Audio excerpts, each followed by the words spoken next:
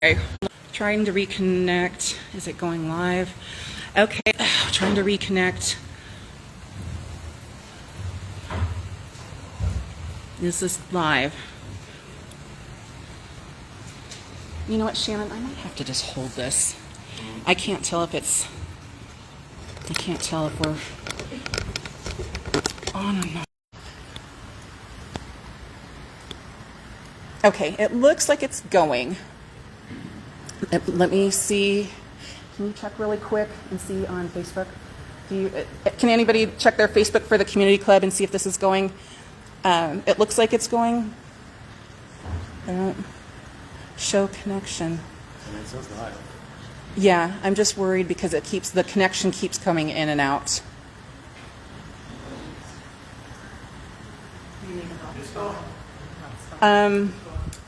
Okay, good. All right, well, thank you, everyone. Michelle, go ahead. Yeah. Okay, I'm starting. No, it doesn't want to do this. All right. Good evening, everyone. Thank you so much for coming to the Newport Hills Candidate Forum. Newport Hills has been doing candidate forums for quite a long time.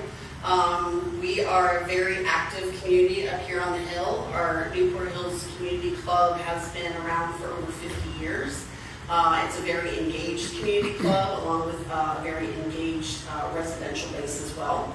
So we appreciate everyone coming tonight. We do these candidate forums because we think it's very important that our residents have opportunities to meet city council candidates, hear from them, not just necessarily what's been put on the website, but get to meet them in person, hear some of their remarks, and have an opportunity to speak with them live. City council elections matter. City council elections are maybe what touches you a little bit more than on the national scene. It depends, they impact your roads, they impact your water, your power. A lot of our day-to-day quality of life is based on decisions made down at Bellevue City Hall. So that's why the community club does feel that this is an important venue and why we took some time to get this set up. And thank you to Pastor Bug, who was so generous to let us host here this evening. So I will go ahead and get started. If you don't know, my name is Michelle Bhargava. I've been a long-time member of the club. I've served as president twice, last year being the most recent. And I've run these candidate forums a few times as well. So I just want to go over the format. I don't know how many forums you guys have been to, but pretty general. So what we'll do is there will be different types of questions. So there'll be a lightning round. When we do the lightning round, you should have a little paper with a yes or agree on one side and a no or disagree. I apologize, my printer ran out of color. I was supposed to have red green, it did not work out that way. When we ask a question, I will ask a question. Each person will have an opportunity to be the first responder to a question, and we just kind of go down. Every candidate will be allowed to respond to the question. So we'll kick off with the first person, and then we'll just kind of move our way left and wrap back over. So we have our own Vanna Whites of Newport Hills here, Steve Siskind and Ray Osborne. They will be the timekeepers, and so if I note that it's a minute response or a 2-minute response, they will keep the time. And then they have 2 signs. The first sign is when you have 30 seconds left. They're going to do the wrap up please sign so that you know you need to start getting a closure. And then when your time is up, and please, that means your time is up. And we do ask the candidates be fairly respectful of the time. We do have, we don't want to be, or make this a very long evening, so if we can just be respectful of the time, that would be great. And if you need me to repeat a question, please feel free, it's okay. I know, having done this myself and been in the seats of many of the candidates, your palms are sweating, you're a little nervous, this is very intimidating. And so the goal is not to do anything, it's just really to let us get to know you better and inform you of things that we would like to know about or the concerns that we have up here on the hill as well. Michelle, Can you just let folks know that unfortunately I cannot zoom in for some reason? It's not letting me zoom in, so I'm going to be, trying to zoom in that way. And also, we will not be taking questions or responding to anything that comes in on the live either. You need me to say that? No, I just want to, yes, wanted to make that clear too, because we do have people that are watching. Okay. Awesome. Thank you. All right. So usually I end with the lightning round, but I'm going to change it up a little bit.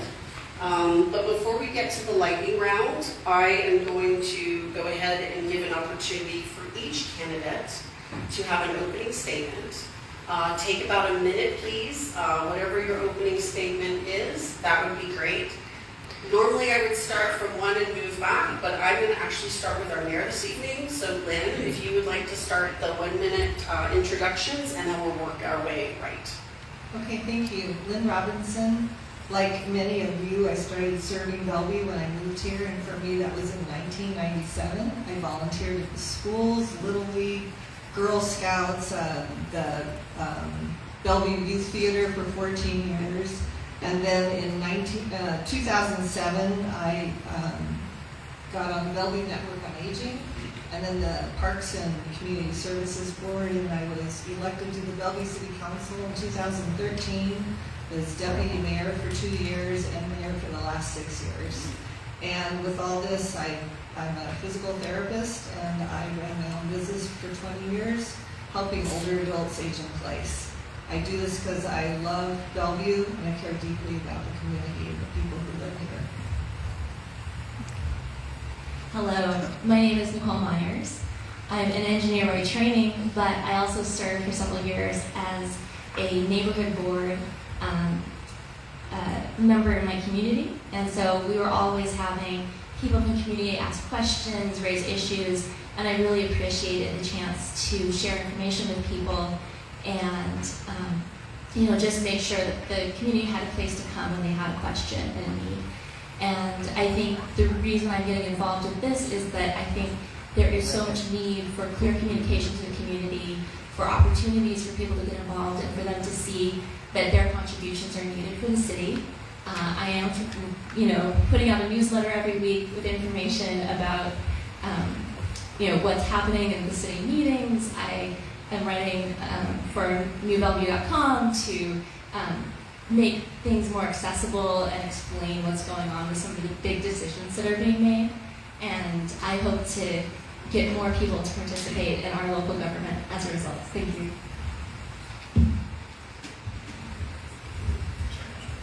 Hi, my name is Sumadiwirya. I've been a Bellevue resident since 1994, so when I was a little girl, over 30 years ago.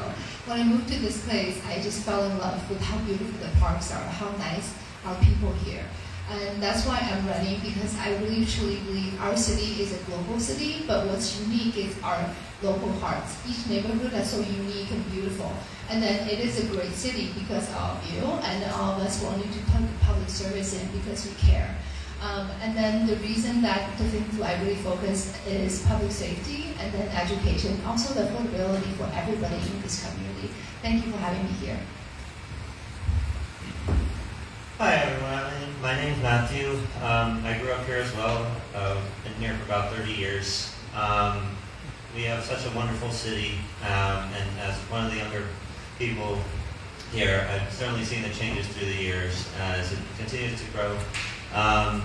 But there's still a lot of work to be done. As we have talked about in other forums, a lot of people who work here don't have the ability to live here, and that's really something that stands out. But yeah, I'm sure we'll get through more issues later. But yeah, thank you all for coming. It's such a wonderful part, celebrating what Bellevue is about and continuing for it to grow.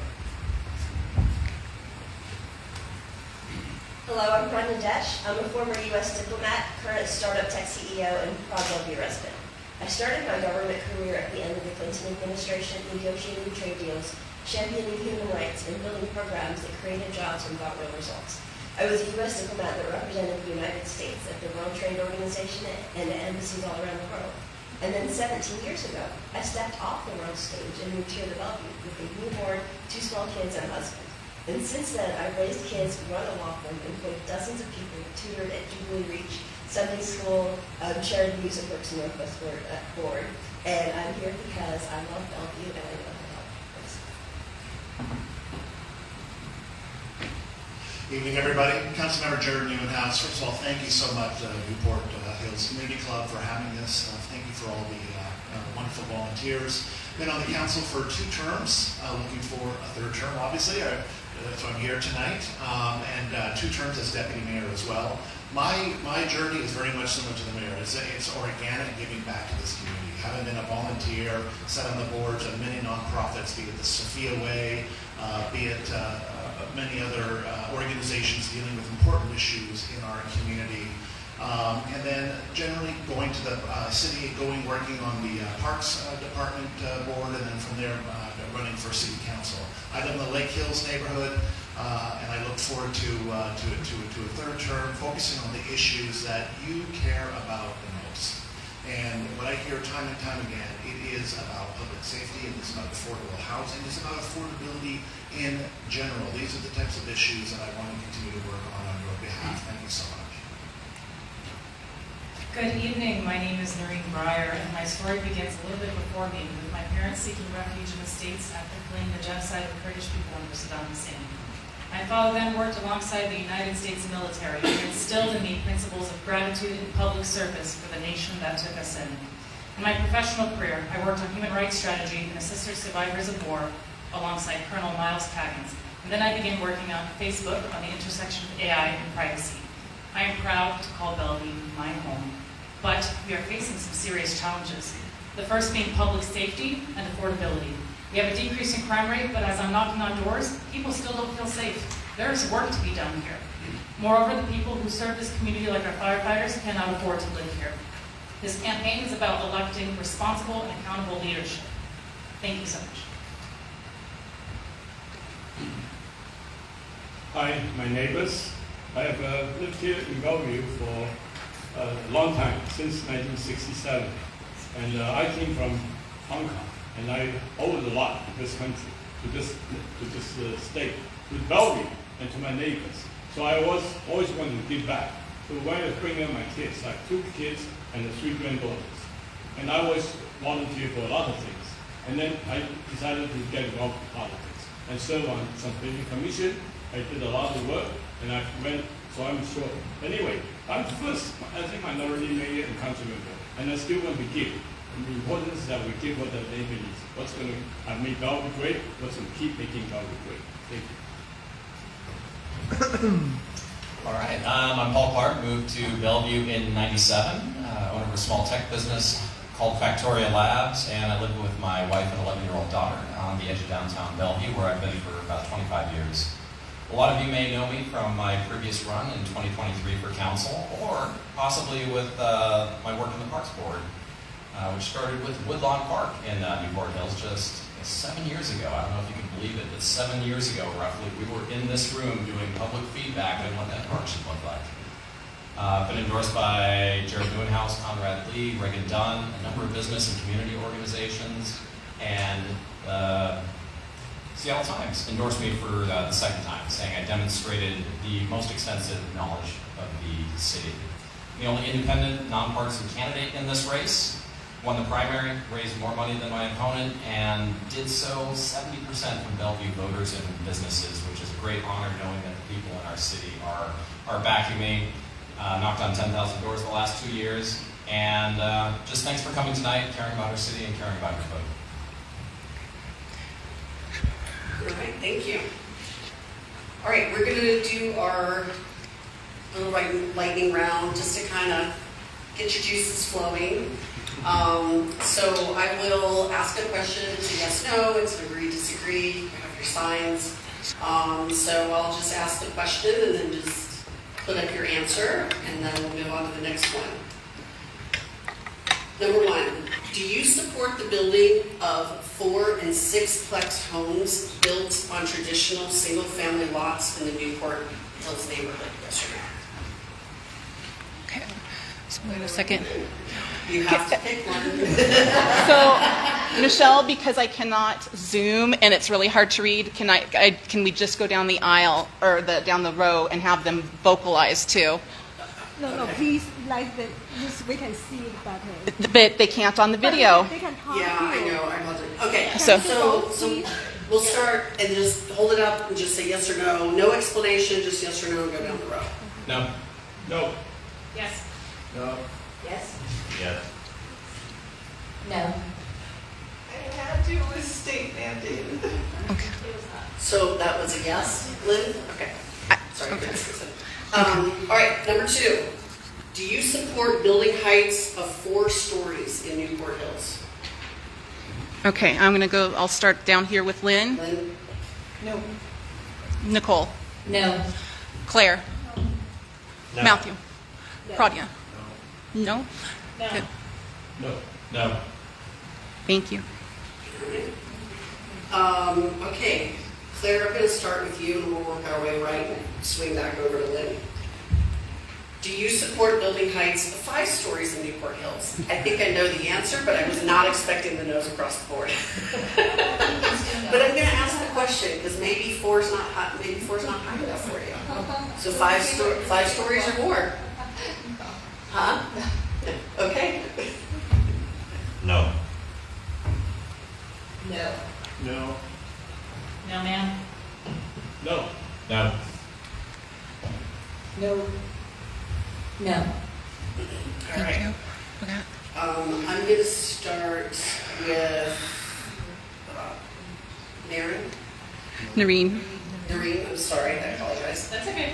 Have you ever made a public statement or participated in a rally that we should defund the police? No, ma'am. Okay, work your way down to the right, please. Absolutely no. Never. No. No. No. No. No. All right. Paul, I'll start with you. Will you commit to increasing funding for police and fire personnel that will be commensurate with the population increases in Bellevue? Yes. Yes. Yes. Yes. Yes. Yes. Yes. Heck yes. Yes. And just to note, because I was still looking at Paul when the mayor said yes. So I just wanted to make sure that we noted that. Okay. Nicole, I'm going to start with you. Would you support an independent ethics commission or ombudsman to review complaints involving city staff and ensure impartiality? Yes. Actually, we'll go left. Change it up. Sure. Would you support an independent ethics commission or ombudsman, I guess to be formed, to review complaints involving city staff and ensure impartiality? Yes. Yes. Yes. Yes. Yes. Yes. Yes. Yes. Matthew, I'm going to start with you and we're going to go left. Is this your first time in Newport Hills? No. No. No. No. Paul. No. Sorry. Of course no. No. No. No or yes? All right. Yes, right. Yeah, okay. It's elementary school last month. The last Okay. part So was this is okay. Sometimes it's the first time. You never know. All right, Jared, I'm going to start with you. We're going to go right. Is Cloud9 the best burger and shake joint? I was kidding about that, Jay. Yes, Cloud9 is the best burger in Bellevue. No, it's Burger Master, sorry. I like McDonald's. Sorry, Dick's driving. Herpes? Herpes? It used to be. Herpes still exists, just not in our Newport. All right. So, I can't. I'm non-committal on that one. That's valid if you don't eat burgers. I have eaten there, but I took it. I'm non-committal as well. I think it was pretty good. Does Chick-fil-A count? Fine. Okay, I like Burger Masters. Yes, it's phenomenal. Okay. All right, so that's it for the lightning round. Just kind of get you started. Start working that microphone a little bit. So I'm going to ask 3 questions of the 3 incumbents that have been here for over a year. Because these are topics that have spanned for a couple of years. So, and they're items that may or may not wrap up before the new candidates come on board, but they are very important here to a lot of people in Newport Hills. So, Conrad Lee, I'm going to start with you. So this is regarding the Plymouth Porchlight Housing Campus located in Eastgate. Porchlight Low Barrier Shelter signed a good neighbor agreement in 2021, but has failed to follow it. The concerns by the community are, why has the shelter not been held accountable to following the good neighbor agreement to date? And what, if any, plans does the council have to change that going forward? Bellevue has done a great job. As you recall, we were very, very conscientious and very much deliberated on the location and how we provide facility and take care of our homeless people. Because we want to be compassionate.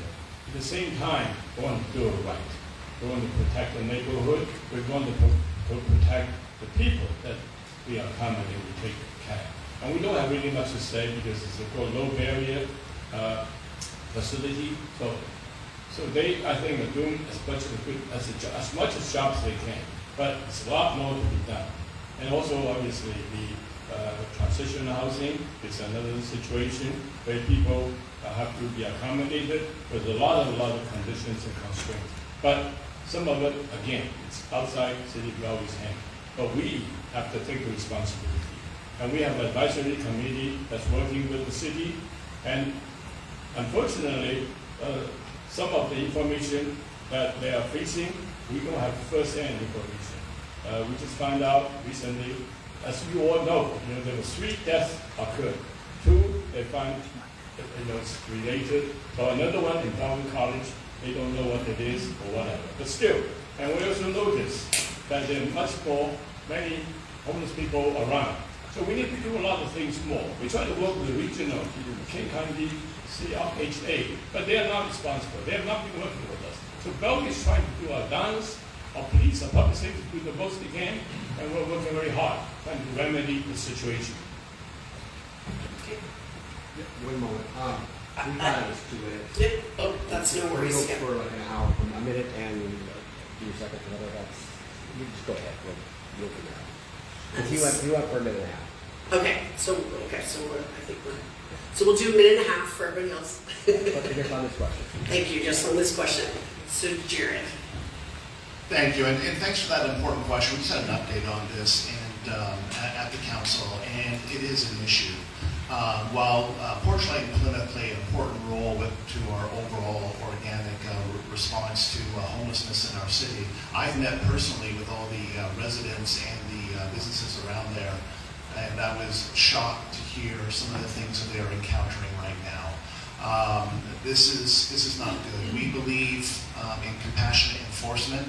We believe that these are 2 great partners, and 90% of the men that live in these facilities do want to address their mental health or address their drug addiction, get shelter, et cetera, but there's about 10% that are causing issues of open drug use, litter, graffiti, fighting, deaths, as Conrad had mentioned. So we have, the city has put in place some additional teeth into that good neighbor agreement. So for example, one of the biggest problems is when men come to the shelter and there's no room for them, A lot of times they end up going into the green spaces, end up camping there. So now they can actually find out if there's room ahead of time before they make the trip there, and therefore preventing them from going into the neighborhood. So we're looking at doing additional things. However, we need to stay on top of this situation before it gets worse. That's why I asked that this come back to us in 30 days' time with an update and a report, and see if we need to take additional measures to ensure that residents and businesses are not impacted, because they are currently, and we need to step up to the plate to make sure that this problem does not continue to proliferate and go beyond, thank you very much, beyond that exact area. Thank you. Okay.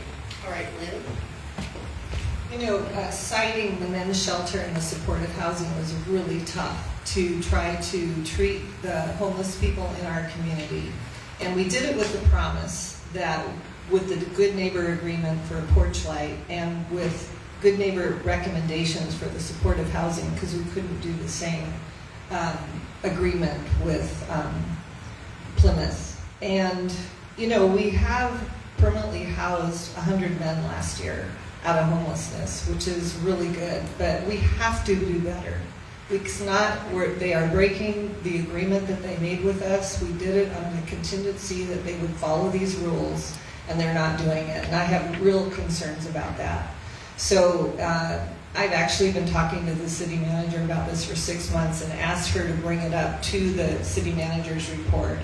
And so part of the solution is to hire more police, get an extra person at the Eastgate Park and Ride, get somebody staffing the Factoria Police Department, and have more police presence in Eastgate. And we have to be monitoring this to make sure it does not, it improves and that they are following the agreement.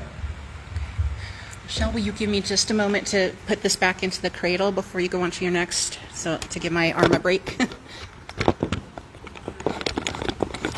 I'm going to start with you, and then we'll go to Lynne, and then we'll go to Conrad. How much time? We're going to do, for this one, 1.5 minutes.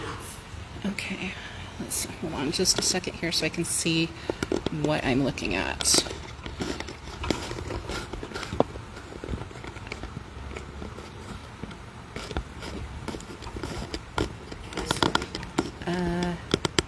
Yes, I just want to make sure that we... Okay, let me go. I think we're good. Okay. So Jared, during the 2044 Comprehensive Plan Update, a split in the mixed-use low-rise zoning designation was created and adopted by the council in 2023, capping neighborhood business and some community businesses at 4 stories. And it allowed up to 6 stories for some community business-owned properties. Residents were engaged in the process and they felt it was a fair compromise. However, 2 months later, after the comp plan adoption of HOMA was rolled out, the MU low-rise that the community provided feedback into was essentially tossed out the window. Can you help us understand why the community was engaged in one process, came to concurrent agreement, and then staff came directly behind with significant changes after all the work that had been done prior on HOMA? I might need more than 1.5 minutes, but I'm going to get to the crux of that issue, and that is, and I've been a constant, I guess, urging of staff to not only improve outreach with residents, making sure that we continue to maintain what residents want to see in their community. Too often it is getting lost in the mix, it's getting lost before it comes to the council. I've seen this time and time again. I have asked repeatedly that staff needs to develop an outreach playbook. So we have the exact same outreach for every single project that we do. What's happening right now is that we are taking a different approach every time. Might be mailers, it might be online, it might be through social, but it's not a comprehensive discussion or gathering of key information from residents and then holding on to what residents truly want to see in their most immediate community. That's the problem, and that's the problem that we need to fix. That's something that I'm going to fix, and I'm going to keep harping on it until it does get fixed, because I am tired of hearing from residents that their voice doesn't matter, that their voice at the end of the day on the policy that goes forward is not part of what they wanted to see in their community.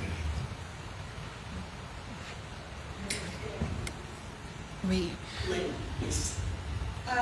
You know, I heard both sides of this. We heard from community members who wanted the lower stories. We heard from community members who wanted higher stories. The bottom line is we need good development at this shopping center. It's been since 1958, since that was built. And when we listen to the community and we hear that they want a community gathering space, they want to try to retain the small businesses that are already there. And we look at the opportunity for, and they don't want a lot of traffic. They don't want to be bringing in a whole lot of traffic. And we think about the best way to do that is to help people live closer to where they shop and where they frequent. And so trying to combine housing that makes sense for this neighborhood and for the roads that we have, which is not a great thoroughfare, and trying to serve the community with something that's really going to enhance the community experience for the people who live here, that is the goal. And that's what we tried to vote for when we voted for what we did. Conrad? Thank you. Minute and a half. This is a very important question. I'm glad you asked. Outreaching, talking to people, community, has always been lacking. It's a very challenging process, I would say. You know, we are supposedly, by people coming to us, we're not accountable, we're not accessible. So every time we come to talk about any topic, we ask the staff, how's your outreach, how's your outreach? They all come back to, well, we've done that. But we've done that to the same old, same old.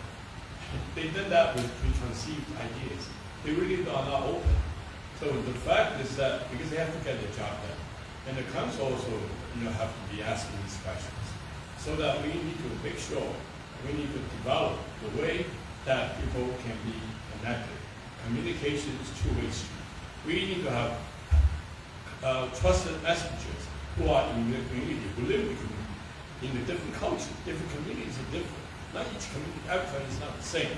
We need to differentiate that. We need to listen to them, work with them, understanding the concept, and then we can then talk to them about it. Then we can figure out whether we agree or not agree. It's a separate matter, but we need to hear from them. We need to discuss it, we debate it, then we can make decisions based on this information. Okay. All right, final one for the incumbents, and then when we're done with this one, Paul, you will kick it off for all candidates. All right, so Lynne, I'm going to have you start for this one. In regards to the area plan, the neighborhood area plan process. So this past Tuesday, it was voted by the council to move the NAP forward. However, there are parties and community members that believe that there are still outstanding and unresolved issues and questions in terms of why some voices outside of Newport Hills may have been listened to in more priority than those residents living in Newport Hills.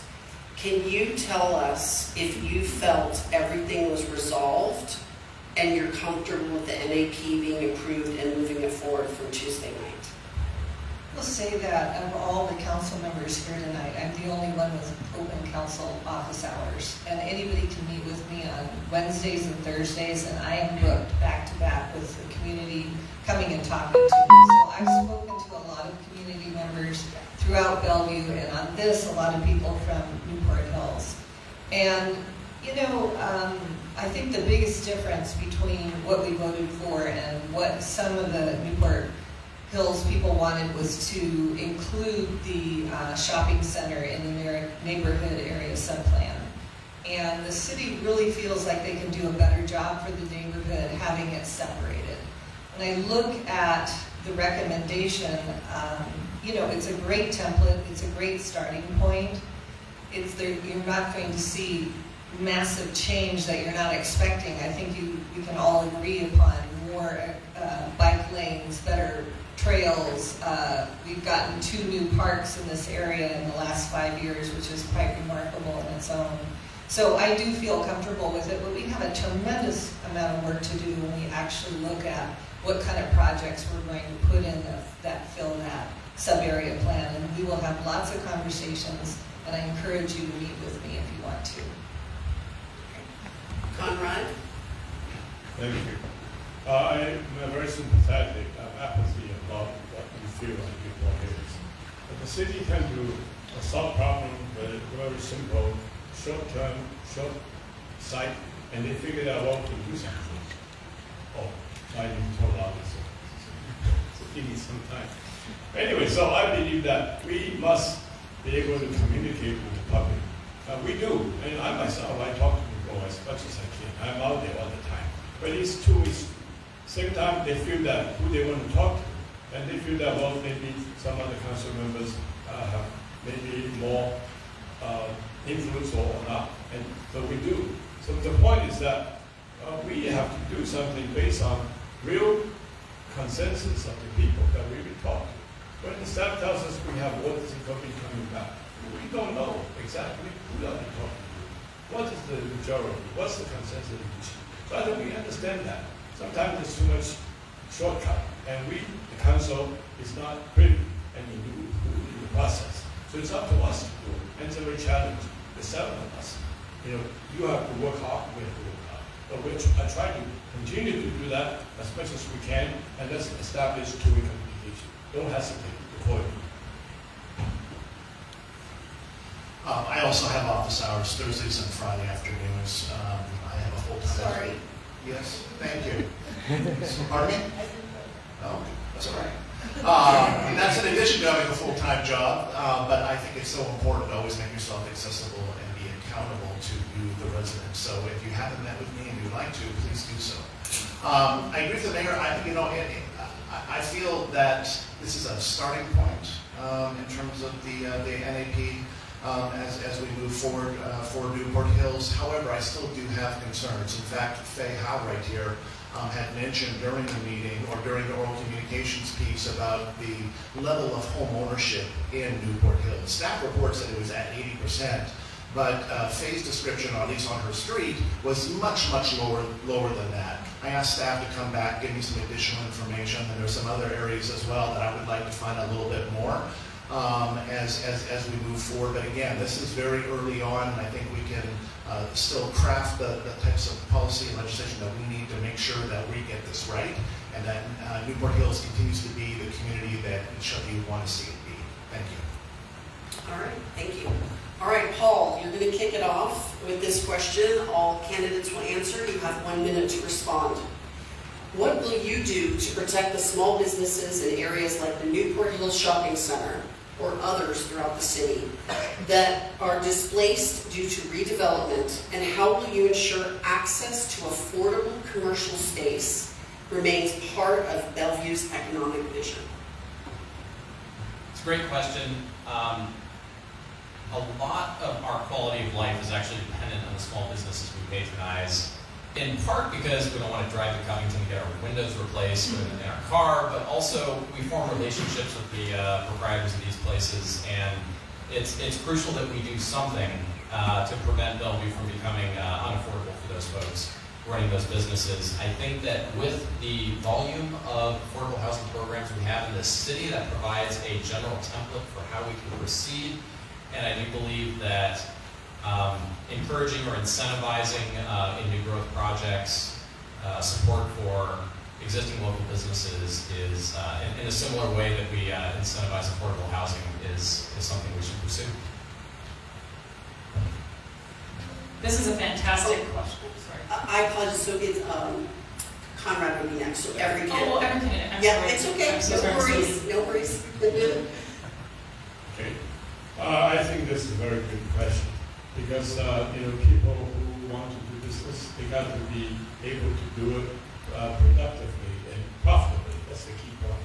And I believe that when city does something, they need to make sure that the impact is not going to be negative. And the point is that we have to find space for them, find kind of business. It really starts with, how we're going to have employees here and employ people who work here. So we need to have a viable economy.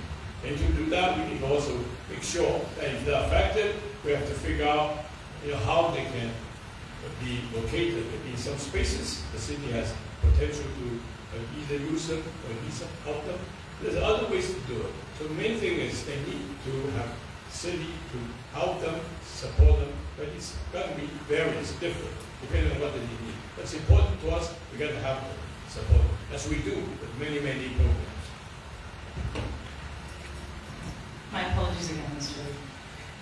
I really want to help preserve the character of our businesses in Bellevue, specifically all the local cafes, the cultural markets. Crossroads, as we know, is going to be redeveloped. I have a lot of endorsements from Crossroads because I've specifically stated we have to get creative and find solutions on the back end, like developer incentives to help these businesses return and secure priority access in doing so.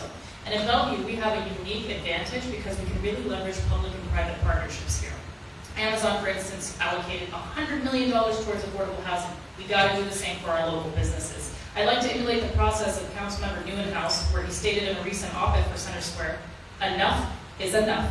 Let's simplify licensing, let's roll back excessive taxes, and let's build spaces for restaurants and small businesses to grow.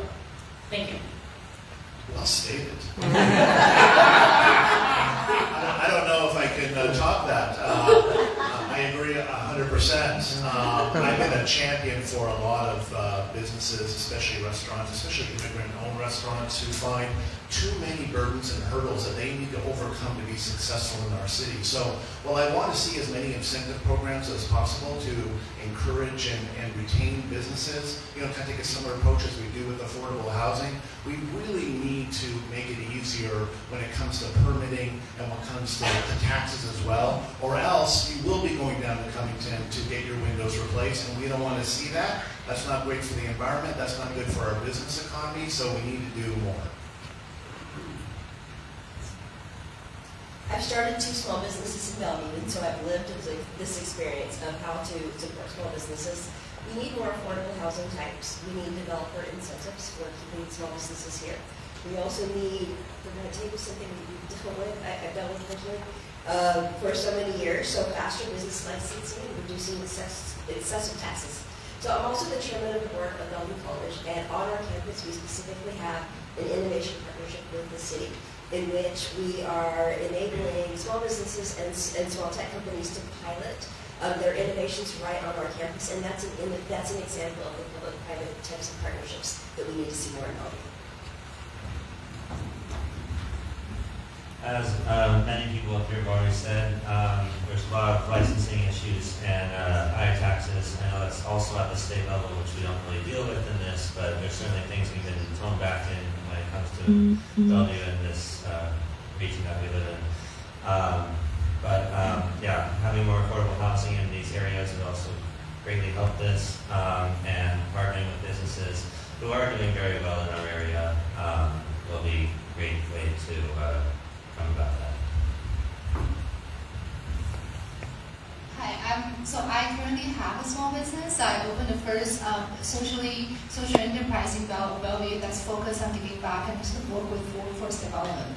And then we were voted the nicest place in Washington by Reader's Digest because our community support for our business. So what I believe in, that we need our community to partake in the support of small business. We need to come together as nurturing the small business as we are the soul of the neighborhood.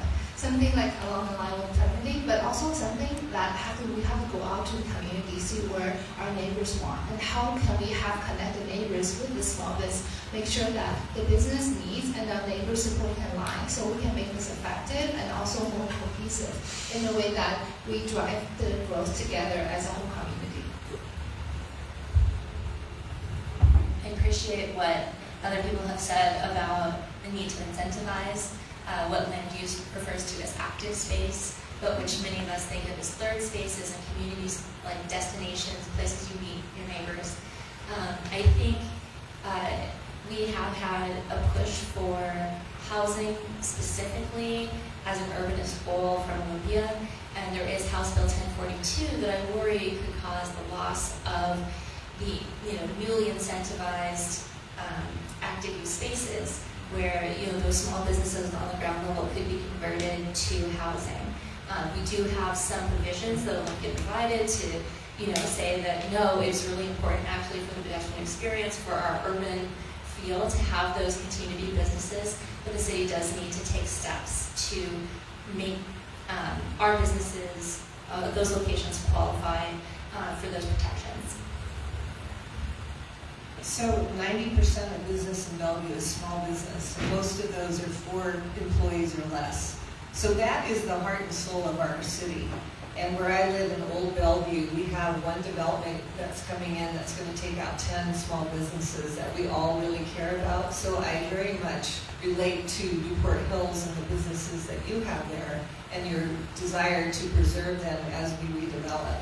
We have to figure out a way how to do this. I think communication is the biggest thing, working with the small businesses, maybe doing phased development, making access to business grants and loans. And we have to, it's happening all over the city, and we want to hang on to these businesses that really create the character of the city that we love, so we need to figure this out. We'll be working on it. All right, thank you. All right, next question. Conrad, you're going to kick this question off, and we'll go down to the left. 1 minute response. The question is, what specific steps will you take to guarantee...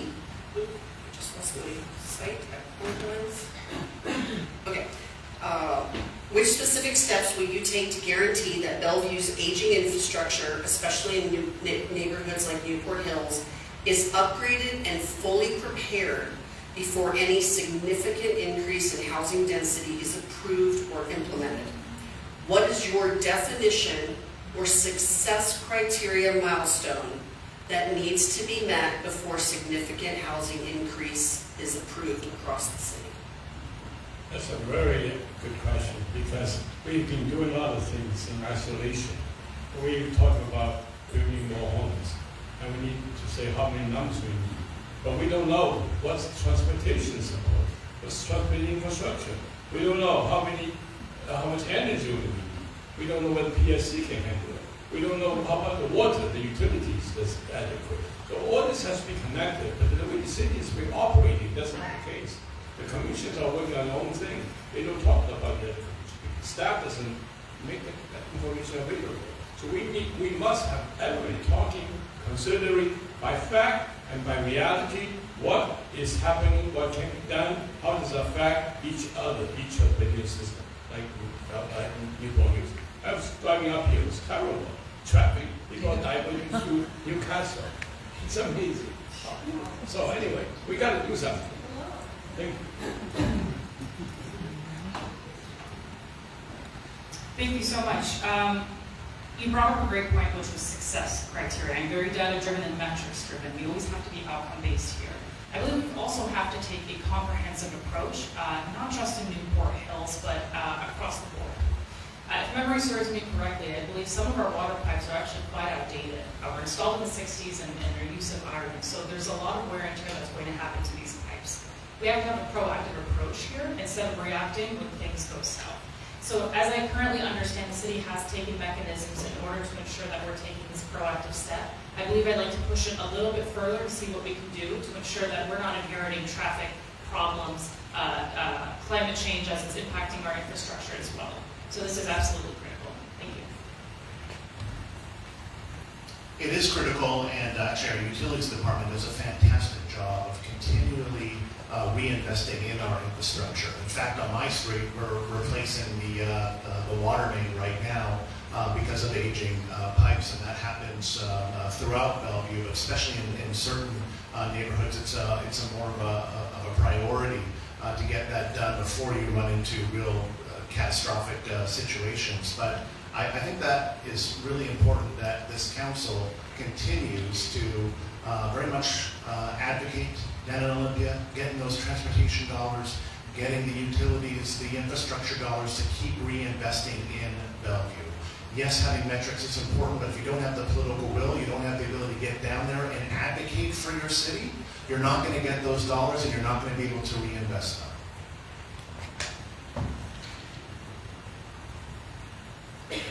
Well, I think I agree with everything that you said there. Is that, so our comprehensive plan specifically has a proactive well-planned approach, and we have to make sure that we implement as we go before we approve new housing types.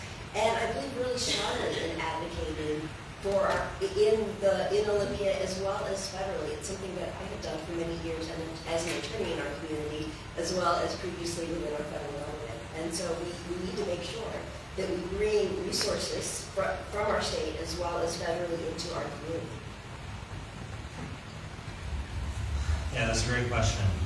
So for buildings that are starting to fall apart or corrode, definitely a thing that we need to take into consideration is we all heard about the giant earthquake that might eventually come. While it hasn't yet, that doesn't mean things can't be done beforehand to make sure that our buildings are sound. Also, for newer things that are replacing the old, I agree with most of the council members who are already there. They've done great steps, and we need to keep going in that direction so that old lead piping can be replaced and so we can stay healthy. Thank you. Okay. As a single mom of 3 young children and the sole caregiver of my elderly parents, and I think it's very important that safety should be the first priority for the infrastructure. And then, something that we need to really focus, because the infrastructure was built in past midlife already. It was 1950s, 60s. So it's time to put safety first, like the water quality, and then also the land preservation. And then something else I want to ask for our come together is our small business and our neighbors need really reliable and affordable utility that's going to sustain for a long time. I foresee that as an environment to come together, we have to understand the climate change is going to challenge our kids and our grandkids in the future, and how I can support my elderly parents with fixed income in the long run. Because I understand these challenges firsthand every day in my life. So I believe our take have to be very neighborhood driven, and also residents' needs are the first priority. It makes me very sad that I don't think this was taken into account before the City Council voted in June to approve significant increased density. And there are places we would like to add density, where we have ambitions to add density, and we think it's right for Bellevue. And honestly, adding density that's far from transit, that's going to be difficult to serve, that we haven't established our infrastructure capabilities to support, means that we might have to dial back some of our expectations for the core areas where we think growth is most appropriate. And do you end up with more housing if your roads are congested quicker because you focused on car-dependent development when you didn't really need to? I do think there are things the city can do. We still have the option of looking at our transportation budget and trying to figure out how we can fill the hole that we have. That is based on commitments we were expecting to be able to pay for back. Oh, sorry, I mixed it.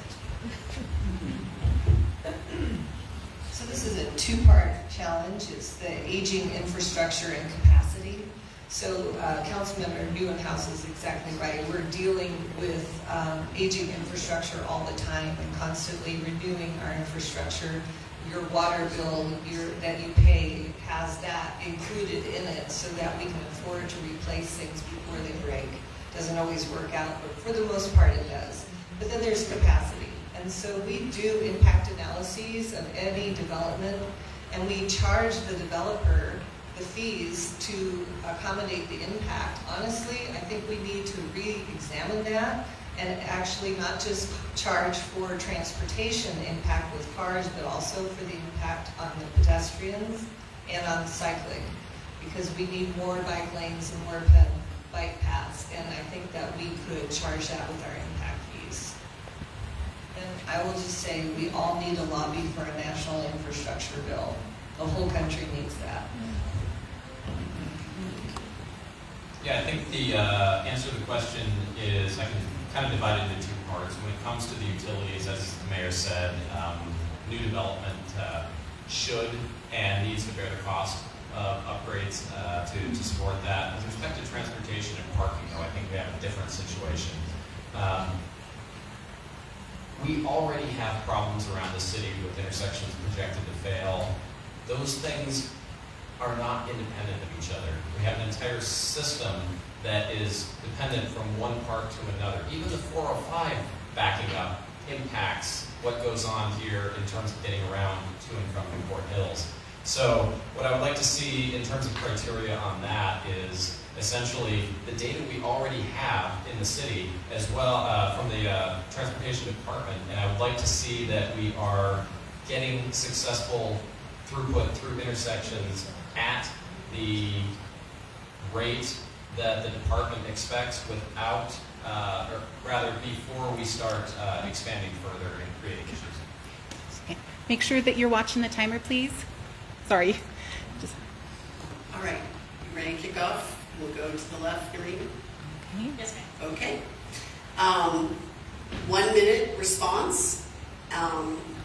In recent months, residents of Newport Hills and surrounding Bellevue neighborhoods have reported a troubling increase in street racing, packs of street racers, raising concerns about noise, safety, and enforcement. What specific actions would you take to address this issue if you are elected? For incumbents, can you help us understand why no action has been taken by the city to date on this dangerous issue? Thank you so much. So this is so relevant for me. Street racing is something I've been talking about for quite some time now. I actually volunteer at Solista Kosher in near Factoria, where a lot of the senior citizens on Richard roads are interrupted during their sleep in the middle of the night because we've got folks racing up and down the streets. It's completely unacceptable. The solution to this, I think, is quite simple. We have to hire more police officers and ensure more patrol officers near those roads and bridge that with policy enforcement. I think these things are absolutely critical. I think this will also take proactive engagement. If I am elected, I believe we should also be renewing the police contract and providing them with more resources before the old contracts expire. So I think with these core 3 contentions, we can help resolve this issue. Thank you. Yes. It's an issue across the city. I live in Lake Hills. I hear it every night on 148th. It has gotten better, and the city has taken some steps to address this. Chief Shirley put an emphasis patrol in place across the main parts of the city, especially when that one young motorcycle rider lost his life on 116th in downtown due to racing. But the emphasis patrols has resulted in, I believe it was over 400, 500 tickets being written. Folks going to jail for their dangerous driving. Folks' cars being impounded. So this is happening. It has gotten better, but it keeps happening. I agree we need more officers on the ground. What happens is that if there is a major incident and all officers need to be there, that leaves the opening for these folks to participate again. Once again, thank you. Wrapping up to again continue their street racing, and it's the mufflers that you hear as well. Sometimes that can sound like they're racing, but they're really not, and we're bringing some of those noise ordinance to Bellevue as well. I have a teenager with a learner's permit, and so we spent quite a bit of time terrified as riding down the street while having street racers go around us, and it's been a terrifying experience. We absolutely need to address this problem. We need to hire more police officers. We need to make sure the programs are well funded, and we need to enforce the laws. I'm a lawyer, I of course say that, but it's really important that we enforce the laws that we have. Yeah. So I grew up and continue to live on 108th. Back in the early 90s, late 80s, before I was around, I had a wonderful neighbor who fought for speed bumps throughout our street, and he complained so much that they finally got put in, and the street racing almost went down to 0. Not perfect, but certainly a lot less. Also, yeah, more police officers need to be in these zones where they can monitor and keep accountable the people who are causing danger. Thank you. Hi. So my parents I grew up in Briar Trail, and then recently we were in downtown Bellevue in the high rises. So it doesn't matter what we are, we can hear the noise at that time. So it scares my children and scares my parents, obviously me as well. Something we're doing in the city is we have the push for Vision Zero and arterial speed reduction plan. The idea is there should be higher, stronger penalty with higher speed driving. And also we are getting more tickets with the support of the police to make sure that we're reducing crime and protecting our neighbors. And then something that I'm seeing a lot of encouragements when I open my email on Monday, I see our neighbors who are sending email to us, let us know how to help. Because more voices come to our council email, let us know that where can we target these incidents happen. It's really helpful. So I want to thank our staff and especially our neighbors coming forward, and please do that more. Thank you. I want to agree with Matthew on this one.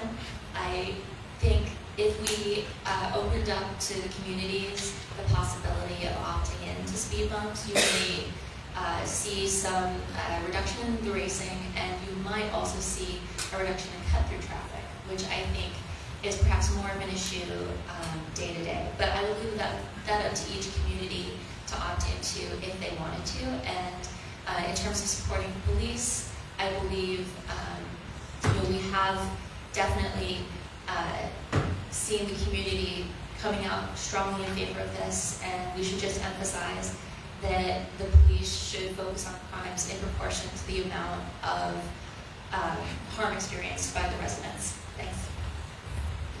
Thank you. You know, this is a problem not just in your neighborhood or just our city or our state. It is across the country. It is in every city, and it was born in COVID. And we have to get a handle on it because it really is a serious problem. As you've heard, people have died from this, and so we need to increase our patrols. We need more police out there, as Nicole said. It's true.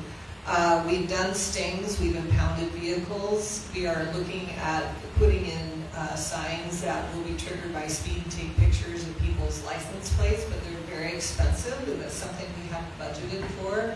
And so we need to find a way to get more funding and to hire more police officers. I encourage you to report on my Bellevue app. That's a really good way to report it in. If not to, at that moment, at least it will be reported. They'll see an increase in your neighborhood and put more attention there. But I really think this is something that technology can solve. And we need to look at what's available, whether it's drones or whatever, and really get a handle on this. So when it comes to police staffing, one of the things I learned early on in the civil service commission, on which I served 9 years ago now, when police are understaffed relative to their budgeted staffing level, which right now is about 205 sworn officers, they are unable to carry out some aspects of their jobs as often as they would like, whether it's vice, whether it's property crime, whether it's emphasis patrols for street racing. And so resolving the staffing gap, it's less about hiring more officers and more about keeping the ones we have so that we're not constantly spinning in terms of younger officers staying in the city. I've got a lot of points on that. With the amount of time we've got, I'm not going to get into all of them, but it does involve making affordable housing work for our first responders. And we also have options like we've seen up in Kirkland where you can actually autonomously detect mufflers and other vehicular modifications that are out of spec. Okay, it's a very important question to address. I agree with most of the comments the other members mentioned. It's two things, enforcement and it's education. Enforcement is important, but we've tried everything. The police department can have what's happening, but they have to respond to things which may detract the police officer to do enforcement on speeding or various other things. It's a priority thing. I talked to the chief. The chief really said, well, we're well staffed, but we just have to be able to somehow take care of one or the other. The other one is education. People are not really learning how to drive because they don't respect the laws. They respect, obey the rules. So as a result, there are ways to do that, which is using technology. We talk to the chief, it's expensive. We need to have cameras to monitor. You know, as we catch them, we can actually get them. If we don't catch them, by the time we get them, it's too late. So So it's prevention and enforcement and using the right technology to enforce it.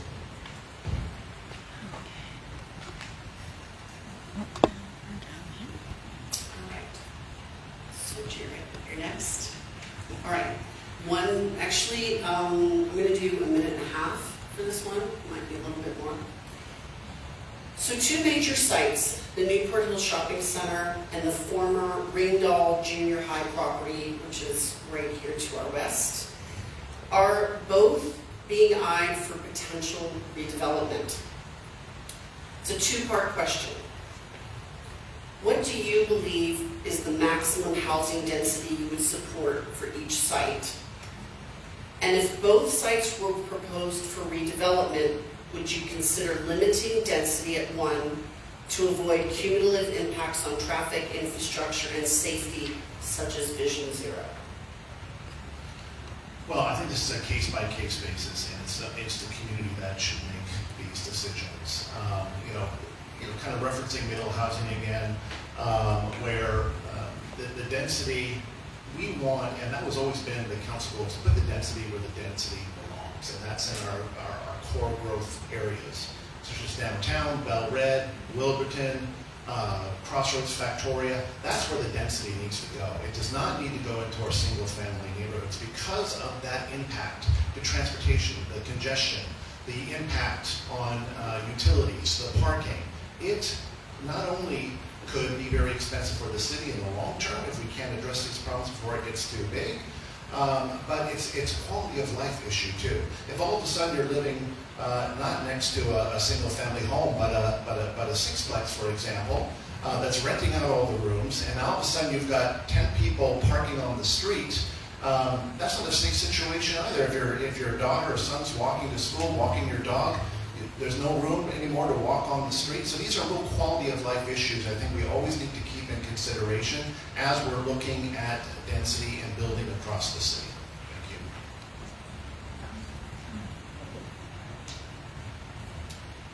I would be willing to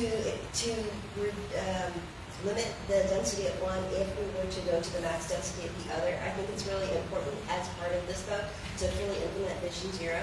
As we plan for traffic, as we protect the views of the neighbors, as we plan for making sure that we preserve the quality of life within the neighborhoods while at the same time planning for the housing that our city desperately needs.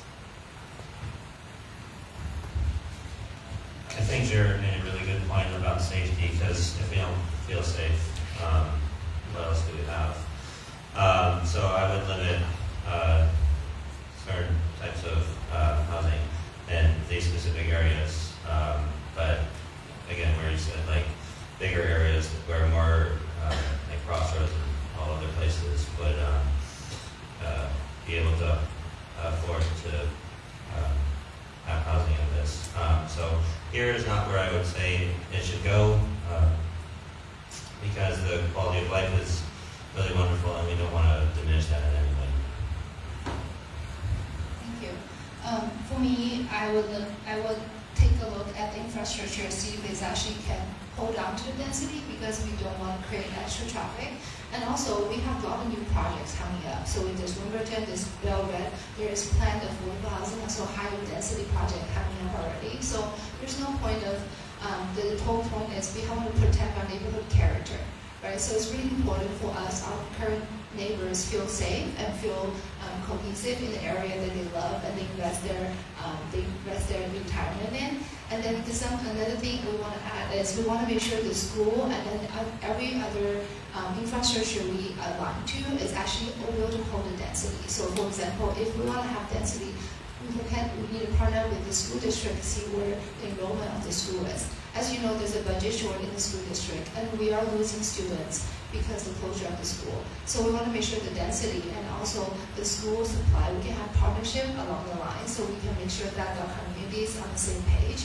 And another one, I want to add density totally depends on also how comfortable our neighbor feels. And that's why the engagement with the neighbors really matters. And we want to go out to the community, meet every neighbors to see how can we do better and what kind of density is able to be supported by the the shopping center, the small business we've been able to support, and every neighbor that have a voice in this community. When we think about the services that are needed by an area, I think we need to create a pool of community amenities that the community agrees are essential to have here, and then the builders can, qualify for additional FAR density by providing those to the community first, and then if another developer nearby wants to do something second, well, developer A already did these things, but there are still these other things on the list that you can use. I think we need to make it very clear what our community priorities are, and I think this really would have been a good discussion to have with the neighborhood area planning. I hope that in the future in other areas we learn from how the process went here, and we try to tighten up that so that we really find out what the community wants to see going forward. Specifically for this area, I think the amount of density on one could easily affect the other using these principles if you consider affordable housing incentives to be along the same lines as a community amenity, that there's a limited pool for which they can draw density incentives for. Before I was on council in Woodridge, there was a property called the McTavish property that was going to be developed into condominiums, and they could not access Richards Road, so they were all going to be shunted onto Woodridge Road, and actually worked with a nonprofit in Portland to form a coalition of neighbors who fought against that, and the city hall responded, the council responded, and that's now a trail system. So, we have to have density commensurate with infrastructure, and we have to have impact commensurate with quality of life. And we have to look at that, and we do the analyses, and then you do the permit based on that analysis. So I'm absolutely in favor of doing things that make sense and are balanced.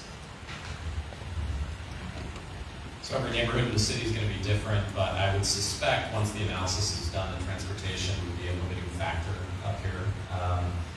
Transportation department has incredible data. It's actually much more objective and deterministic than a lot of the data that we collect in the city, but we just don't always act on it.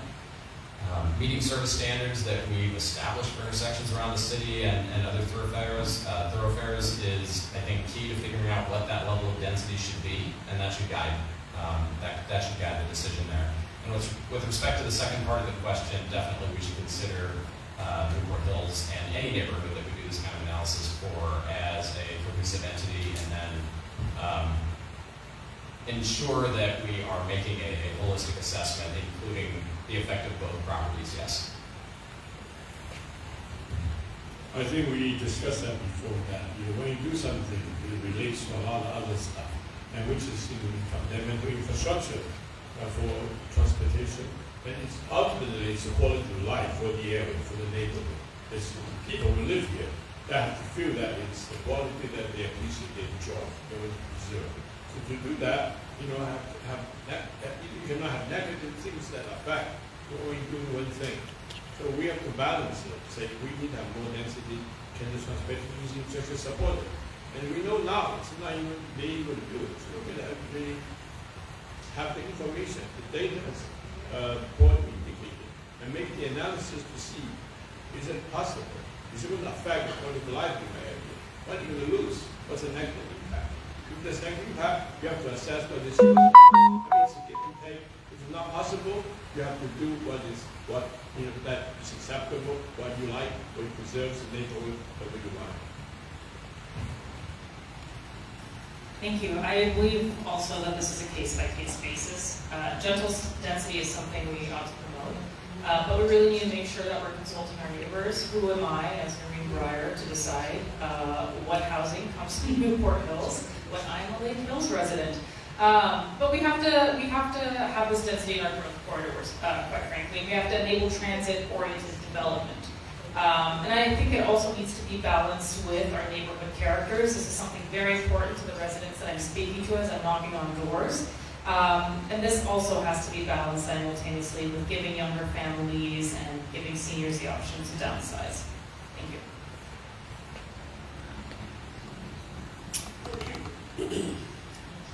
Pradnya, you ready to kick off your question? Sure.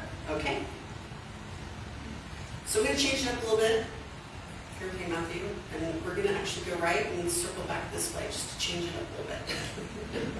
Make it a little interesting. We're going to do 1 minute response for this question. All right. Given that 2 Bellevue school properties in Newport Hills are currently inactive and may be sold due to budget shortfalls and declining enrollment, what do you believe is the City Council's responsibility today to ensure that Bellevue remains prepared to welcome future families, especially if enrollment increases over the next 10, 15, or 20 years? Well, we are in fact planning for that to be the case, right? Is that as we are working to add affordable housing and bring more people into our city, we are looking to reverse the trend that caused young families to no longer be able to afford living in Bellevue. And so commensurate with addressing affordable housing, we need to plan for the future to make sure that the children of those young families who we attract because of successful programs for housing for workers and young families is there. We need to keep on to those properties.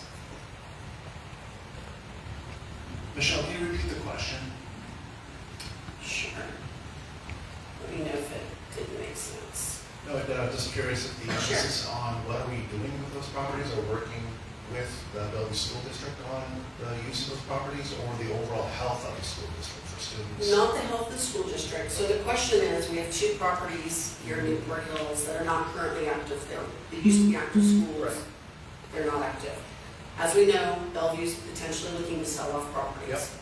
So those are no longer schools. We build housing, we build something else on them.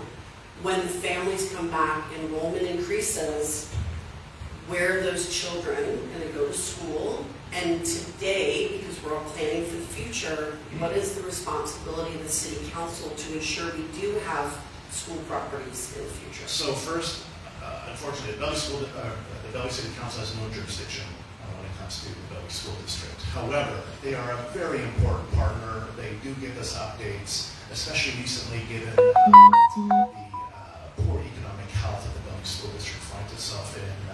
Last I heard, $10 million in the red, and they're actually looking at selling properties in order to balance their budget right now. Additionally, the trends continue to go down in terms of enrollment in our public schools, and actually we've been making it up by allowing folks or kids from other cities attend Bellevue schools, even remotely. So that has helped. But I'm not sure that trend is going to change around anytime soon. However, I know the Bellevue School District and the city as a partner will continue to work that if that trend does reverse itself, that we want to be there supporting them every part of the way. Ironically, private school enrollment is going up, while public is actually going down. But thank you. Yeah, absolutely. I think that City Council has been looking at ways to prepare for this growth in its comprehensive plan. As we know, we've got 70,000 jobs coming in, 35,000 residents is what we estimate. Ultimately, 2 schools shut down in Bellevue, and Councilmember Nieuwenhuis is right, these are 2 separate entities from the city of Bellevue, but I think this looks like having cross-collaboration and ensuring that density can be well prepped for. If my memory serves me correctly, the data insists that this trend is moving downward, and indeed, private schools are actually seeing an increase in enrollment. So if we assume that these folks are going to be putting their children in public schools, I believe for now we'll be okay, but ultimately that'll look like, again, reassessing the data, having cross-collaboration, and ensuring that we can have the proper infrastructure in place for our children. Absolutely. The 2 entities have to collaborate, work together. Because what they do affect us, and what we can do affect them. We have the same constituents.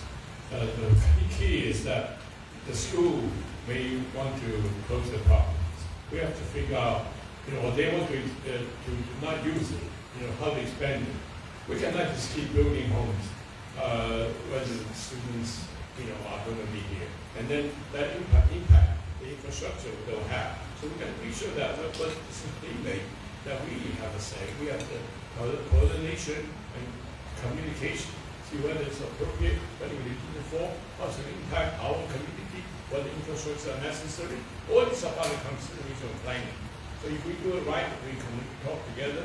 Hopefully, we will not, make the mistake of just doing something independently that adversely affect somebody else, which is city, which is community, which is people who live. And also, people who come to school, because that's not it. I'm sure we've all heard about folks who have started out in Seattle and then ended up moving to Bellevue because of the school districts and wanting to raise a family. So regardless of the different jurisdictions, as a number of speakers noted, it is really important that we figure out some way to continue the livability and just appeal of Bellevue as a whole as a good place to live with respect to keeping the school district in a good situation. So the question correctly identifies that real estate costs are huge, and it's very difficult to secure new facilities, new real estate for facilities. I do think we could explore sharing usage for a time, perhaps turning some of these schools into community centers, or even finding a way to utilize the office space there if indeed the city has a need for that we could find a way to bridge the gap anyway until those buildings are needed once again. So I would say that the Bellevue School District is the key to Bellevue's success. It is the foundation of our city, and a big reason that a lot of people, as Paul said, have moved to our city. And I think it's really important that the city continue to partner with the school district to maintain a robust system. And the school district attracts workers, but it also retains workers. People don't want to move because their kids are enrolled in the school district, and that creates a mature workforce. It's the most desirable workforce the city can have. I think that's what makes us number 2 in Washington State in our economy. So again, we need to really work with the school district to make sure they continue to succeed. As someone who has kids in the schools, I really appreciate our leadership's commitment to supporting them. I did point out to the Planning Commission when we were going through the comprehensive plan development that there is a King County process for school siting. Public Facilities Policy 22 that Bellevue didn't participate in either in 2023 or 2024. And I think Bellevue as a city needs to participate in things like that and also give the school board more guidance in what to expect. Because we have certain targets, but then it looks like the potential growth is much larger just based on the zone allowances. 8 units per lot being allowed on single-family lots is a huge change, in addition to the fact that the cottage policy is unlimited cottages. Oh, and also, we are having an increase in Bellevue Schools' student count, which is great, even though, part of that is also the outside students, but there's growth in Bellevue, and we're on an upward trajectory. So out of the 8 board I sat on before I was appointed onto the city council, actually Bellevue School Foundation, I was a member of their board. So we are really proud to support and with Bellevue School District and also with the city to have the public and private sector support. Last year alone, we raised over $1 million to give fully back to the school district to meet that shortage. So what I'm seeing is going to be helpful is engaging more public-private sector for support, and with the support of the city to kind of align, put where the money needs to be. Invest in donation money, also budget into how to make sure success rate in the students, and also they are building a welcoming center at Bellevue School District. So make sure that every student come to our school district, doesn't matter what language you speak, and you always feel welcome at home. As someone who grew up going to Bellevue School District schools, both public and then high school, went to private, we have a lot of collaboration that still needs to be done between the Bellevue City Council and school district, however much we can. We also encourage you guys to get involved with talking to Bellevue School District and all the things that they plan on doing that they don't collab with us. But yeah, wonderful schools, and grow the amount of teachers that we have as well, because they've done an amazing job. All right, so Matthew, you have to end, and now you're going to start. So we'll start with you, and then we'll go to the right. All right, 1 minute response. I think this will go pretty quick. So the Newport Hills Community Club is a volunteer-run nonprofit organization that serves our neighborhood and charges a modest $10 annual membership fee. Currently, the Newport Hills Community Club must pay over $180 to $200 to secure the public shelter at the local Woodlawn Park for hosting community events, an expense that can be prohibitive for a small nonprofit. Would you support a new arrangement to reduce or waive these fees for the NHCC when hosting community events, or propose an alternative solution to make public spaces more accessible for local volunteer organizations? So as someone who volunteered with clubs on Bellevue College campus when I was going there, I think it's really important that we limit fees on events, because it gets outreach,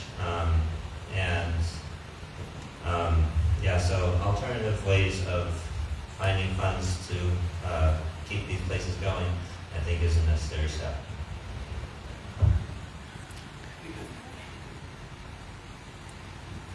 Okay. You're next. So I would definitely start with studying the budget impact, but I would suspect that the budget impact would be negligible, in fact. If it's negligible, this is a service that we should be providing to make public spaces accessible to our nonprofits. Absolutely, especially neighborhood associations, community clubs. I'm in total favor of waiving it or reducing it to quite a degree. It's so important that not every neighborhood has such a strong community club like Newport Hills does, or Lake Hills, Bridal Trails. Not every community is blessed as that.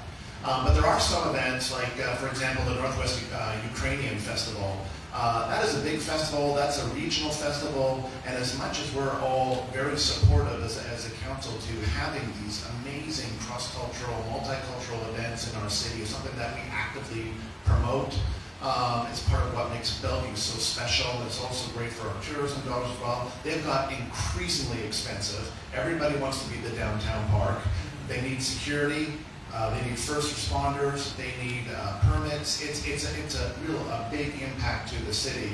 But I would like to still see those fees reduced as well, because it's what makes Bellevue special, and we want to have that really tight-knit community that we have across here, across the entire city. Yep, thank you. I have heard from almost every resident that they do not feel heard when it comes to cross-collaboration between the city and its neighboring residents. Now, I personally believe in fiscal responsibility, and I believe in trimming the budget as much as possible. However, for neighborhood associations, I do not believe you have to pay to secure the shelter. Obviously, I know this funds various entities, but I'd be interested in seeing perhaps if we can have a financial support program, especially for neighborhood programs like NHCC, because it has existed for years. And how do we hear your feedback? How do you effectively organize if we cannot support that? I believe that your association provides value to Bellevue. That's worth something, a lot. So the facility is already built. It's for the use of the public. It's also by your tax money. So I believe that you definitely deserve to be, I would say, subsidized, to be considered. Well, actually, I think it should be. Especially there's no special work that needs to be done. The maintenance is already there. You don't need to have any special control, special cleaning up. You're responsible for that, and you will. So I believe that there's definitely this. And also you don't want to. It's very, very easy to say because you're already a nonprofit and value in the city, and we definitely appreciate what you have.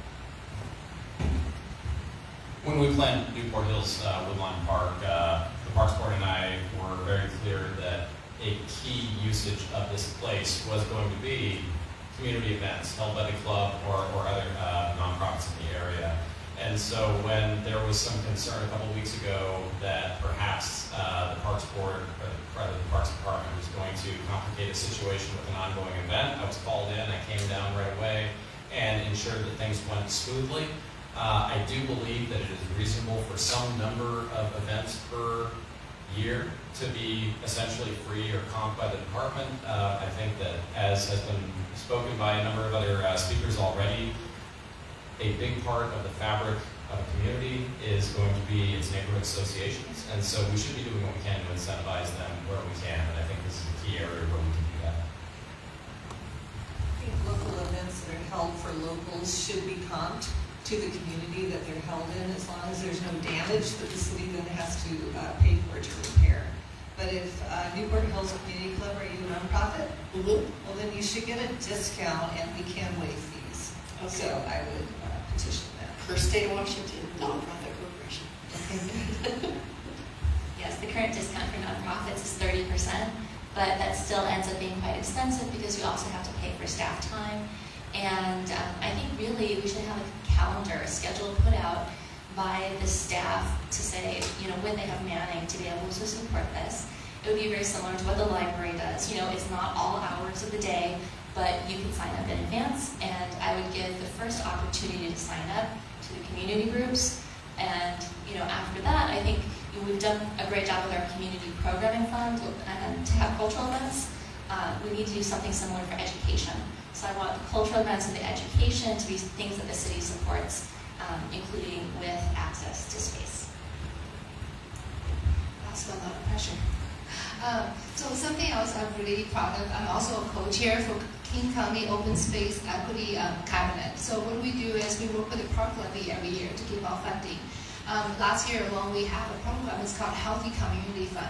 That was up to $3 million every year that applies to actually nonprofit, also cities, which means we all have the opportunity to apply for this fund. I reviewed over 60 applications last year, and then out of all these applications, there were so many projects, looks just like neighborhood-focused projects. So we encourage our city to apply and also our neighborhood to apply, because you can apply for any range as long as we can prove that we are in this community and trying to build a vibrant open space for everyone in the community, and then we should qualify for it. All right, so Claire, we're going to start with you. We're going to go to the right. I'm going to give this one a minute. I think we can answer in a minute's time. Okay? Here's the question. It's about affordable housing thresholds. Developers often request increased density or floor area ratio, FAR, under the promise of providing affordable housing. What specific price thresholds, such as maximum home cost or monthly rent, will you publicly commit to holding developers to when they seek these incentives? Such as, will you support enforceable standards such as capping affordable home prices at $450,000 or an 80% AMI, which is an area median income? It's a base used by HUD and others as a threshold for affordable housing, or rents at $1,800 per month or 30% AMA for a 2-bedroom unit, to ensure affordable housing is meaningful, measurable, and not just a marketing term? That's actually a question that's really close to heart. So for my business, we support and hire a marginalized group. That includes kids with special needs from our school district and refugees from Ukraine. And then most of them actually live in Belarus right now. So as you know, I think that, I believe that 30 to 80% AMI is the workforce development housing. So which means these individuals get incredibly talented, they work hard, but they just need a little bit extra boost to stay on their feet and they're able to feed their children. So I believe the workforce development cap at 30 to 80 is the workforce cap, and that is the sweet spot to having the encouragement, make sure that they work hard, and also giving back to our community. But then another layer is they know that the treasure of that, because we know that shelter is the base foundation of anybody thriving in our community. Can you repeat that one more time? Sure. I know it's a big one, I'm sorry. All right. Developers often request increased density or FAR. under the promise of providing affordable housing? What specific price thresholds, such as maximum home cost or monthly rent, will you commit to holding developers when they seek these incentives, such as the 80% AMI for a home ownership or a 30% AMI for a two-bedroom rental? The point of the question is affordable housing is more, many feel it's more of a marketing term. How do we get an actual metrics that can be traceable so that when a developer says, I want X amount of FAR in lieu of providing affordable housing, what does that number really look like?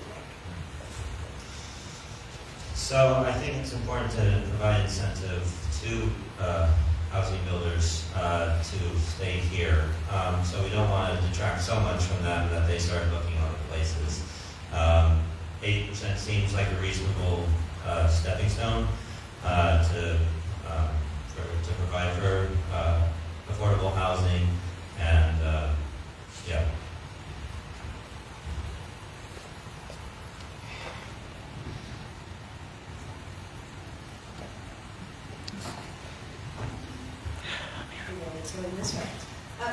I mentioned I'm the chairman of the board of Bellevue College, and at Bellevue College, our faculty and staff drive the miles to get to work.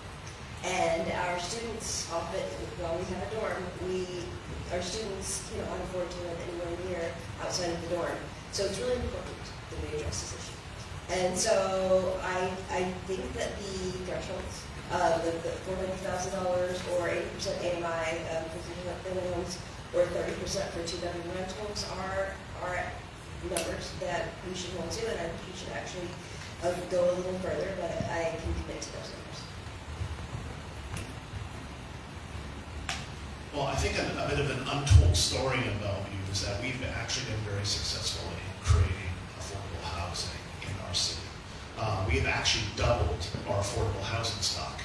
I don't think that gets recognized enough. Do we need to do more? Absolutely. The problem is, while I agree with the 80% AMI, to get below 80%, which we desperately need, the problem is once you get to 70, 60 and below, it becomes very challenging. It does not pencil out for a lot of developers. So then what do we need? We need additional funding, subsidies, help from the state, county, federally, in order to make that work. We can do some of it, but we can't do all. I'm committed to providing more and more affordable housing options in the city of Bellevue. Thank you. Yeah, this is a great question. I believe that 80% of your annual median income is a good target to have, but I do want to ground this, that 80% of the annual median income in Bellevue is still a relatively high number. We are a wealthy city. And so I really want to go back to the first principles of the market here. Austin, Texas is a great case study here. When you increase the supply naturally, you end up bringing cost and rental costs down naturally. And so what ends up happening is that houses become less competitive. Right now in Bellevue, we have approximately 520 listings with a median average of 1.5 million. If we increase that supply in our growth corridors, we can naturally bring down the pricing, and 80% is also a great number to target. Thank you. I agree with what Karen mentioned. I think it's important that we do consider do better. And I think Bellevue has done very well. And so we need to, of course, be flexible. We need to see our market, see our community. We talked about earlier, all the infrastructure that needs to be properly available. Otherwise, we're just going to be forcing the market. And I think that we can do what we have done now and keep it that way, and then determine what's next. So 80% is a good number, and it's not a number pulled out of the air. There's often, the incentive bonuses are often at 4-to-1 ratio, and if you look at that, you're essentially saying that the 4 market rate units pick themselves under normal market conditions, and then the leftover one essentially is able to be rented at 80% AMI, and thereby essentially making the developer whole for that allowance. Going deeper, as has been stated, requires funds from elsewhere, whether it's public-private partnerships, whether it's federal grants, whatnot. We should pursue those, but I think one of the big benefits that we have with our Fee in Blue program is that it allows us to preserve existing naturally affordable housing. And so wherever possible, rehabilitating stuff, housing that would otherwise be plowed under is really our best use of those funds. I appreciate what everybody has said. You know, I helped write the vision statement for our affordable housing plan in 2017. So I'm very passionate about affordable housing in our city. But anything less than 80% area median income, you really can't incentivize. You have to subsidize, as people have already said. And so I can commit to 80% AMI with incentives with the development, but again, it's got to meet all the other criteria of maintaining the high quality of life for the new people and the existing people in the neighborhood.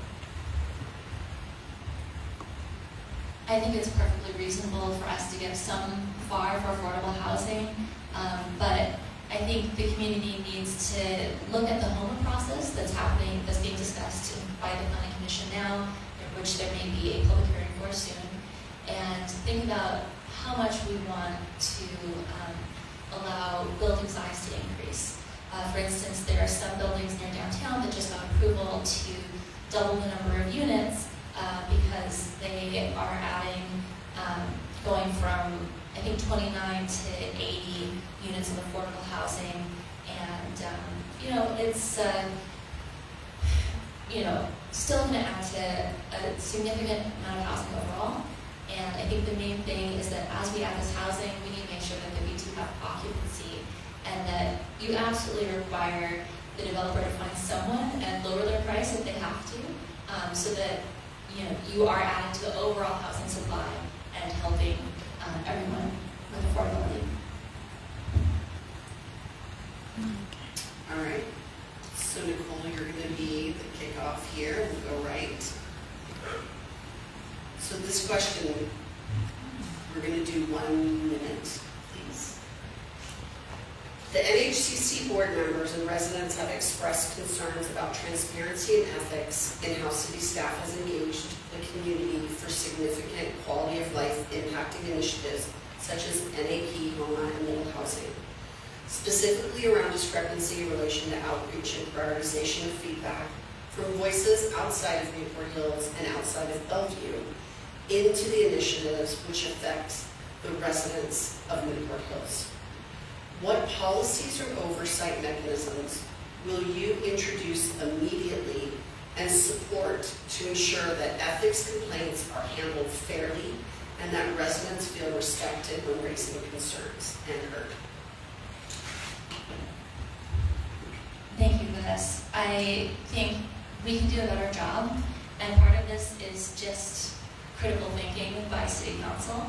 If you see that staff is saying we did a great job with outreach, but the presentation shows that the majority of the outreach was a survey back in 2022 that may not have reflected at all what a much smaller number of people saw in the 2025 survey, you might think, oh, we need to have better outreach. And I think another thing that hopefully the city will do is require recording of meetings so that there can be follow-up and just making sure that the correct information is transmitted. Thank you. Hi, so the reason that I started my business as working with 30 different charity partners, and also for me to be on this council and running for retainer, because I believe in the goodness of people. And the foundation of the goodness of humanity is trust. So it's very important for us having that transparency about engagement, and so ethics issue is the top priority because that's how we build trust.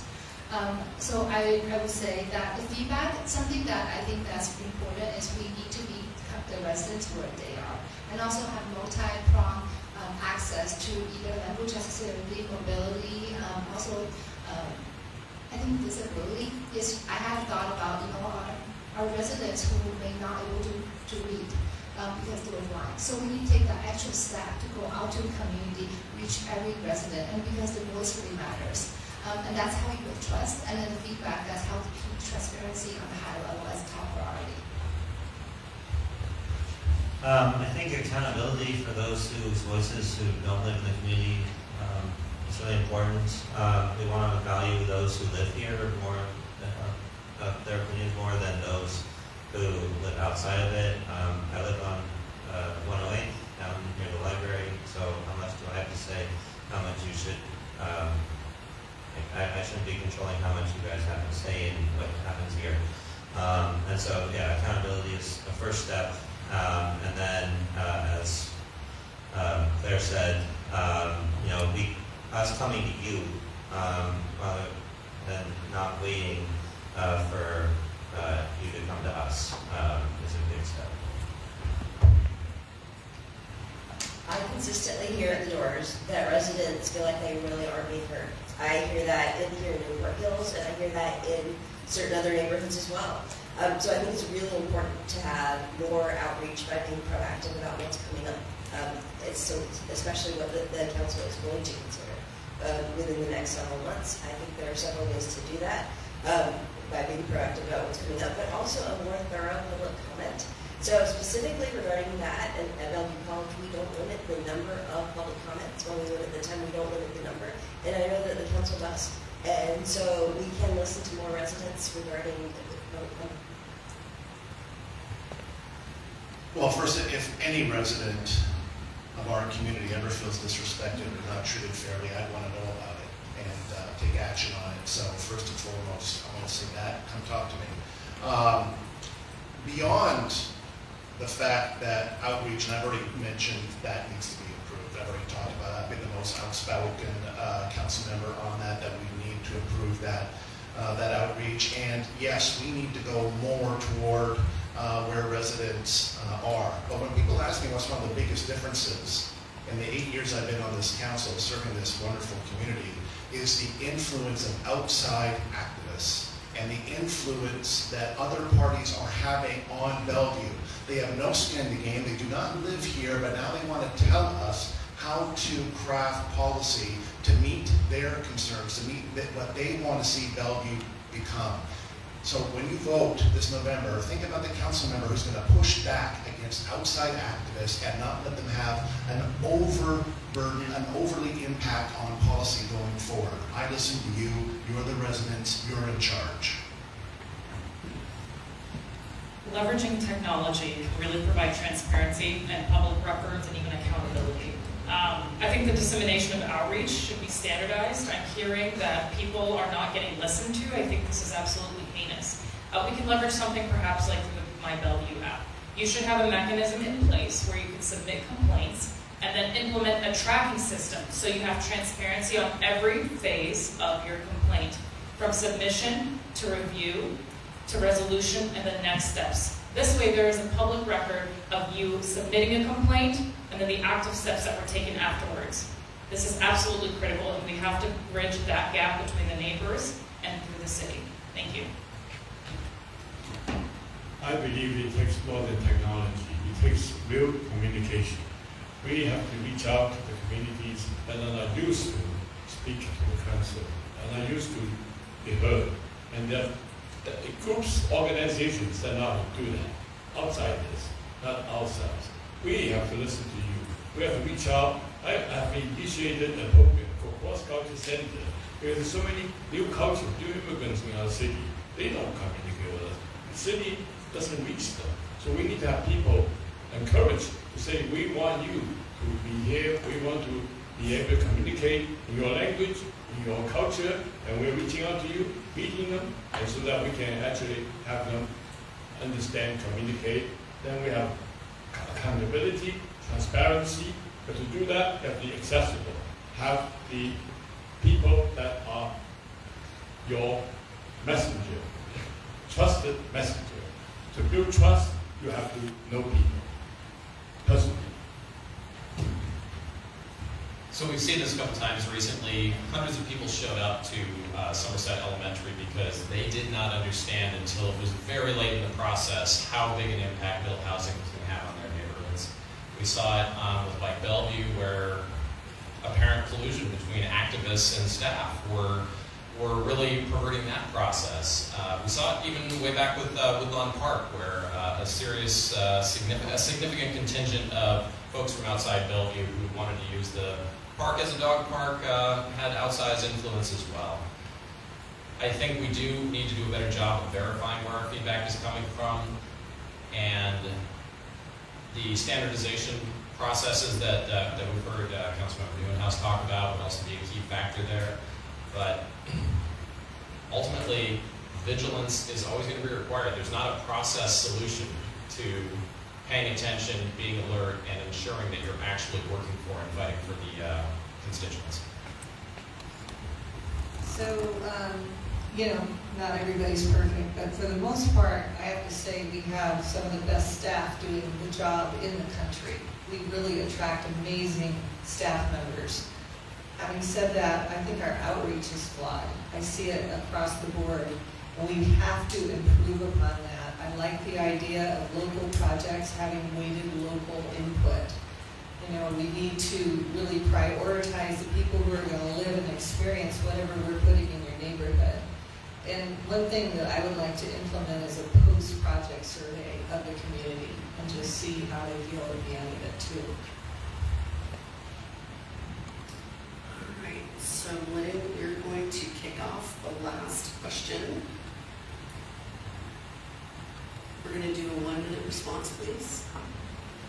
With the passage of Washington's increased density mandates, there are concerns that Bellevue is planning far more than the housing threshold set by the legislature across the state, based on presentations from Bellevue planning staff earlier this year.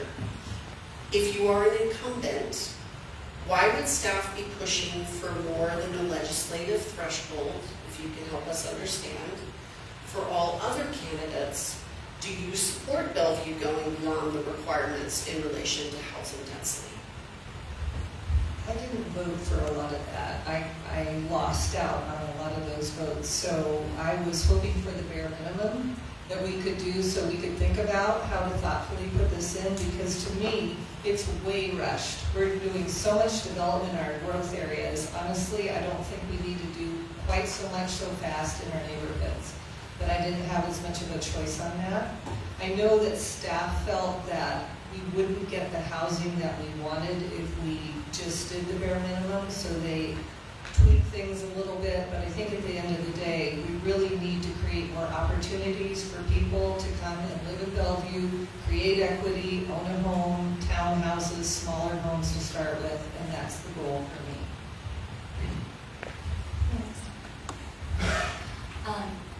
So, because Bellevue is a big city, we were required to do 4. The master builder suggested 12. We ended up with 8. It's unnecessary for us to have done this, and I can see the need for housing. I think in younger people, there's this frantic feeling that people may never be able to afford to live here, but I think that doesn't mean that we're capable of going forward with what's been proposed and what was voted on. And there were some easy ways we could have reduced the impacts on trees and protected the tree code. There were easy things we could have done to count the ADUs. We didn't have to add, some of the things that are going to add more co-living in places that we haven't really thought that through yet for. So I did try to point out many easy actionable things, but they didn't get voted on. There was dozens of things that would have been things to consider, and we just voted on a handful of those, and I'm very disappointed that those didn't get heard. So for me, the reason I love Bellevue, because I believe that even though we're a global city, we are attracting so many tech companies, right? We're the home of Jeff Bezos and Amazon, all these big companies. But also it's the neighborhood specialness of who we are. And then something else that's very unique about us is we have the 3rd highest activity unit out of the whole region. We just right behind Seattle and the South Lake Union, which means we have the rich vibrancy and diversity no one else has. That's what's the special sauce make us an amazing city, a beautiful city, and the mix. The reason that I felt the staff was pushing it because I think they, like everyone here, we all want the best. But when we see the best, like to our children, it could be very different, right? So we have different perspective. And what is making us strong is we come together, having that conversation, dialogue together. That's going to make us stronger together. Sorry, can you repeat that question one more time? Sure. With the passage of Washington's increased density mandates, there are concerns that Bellevue is planning far more than the housing thresholds set by the legislature for across the state, based on presentations from Bellevue's planning staff earlier this year.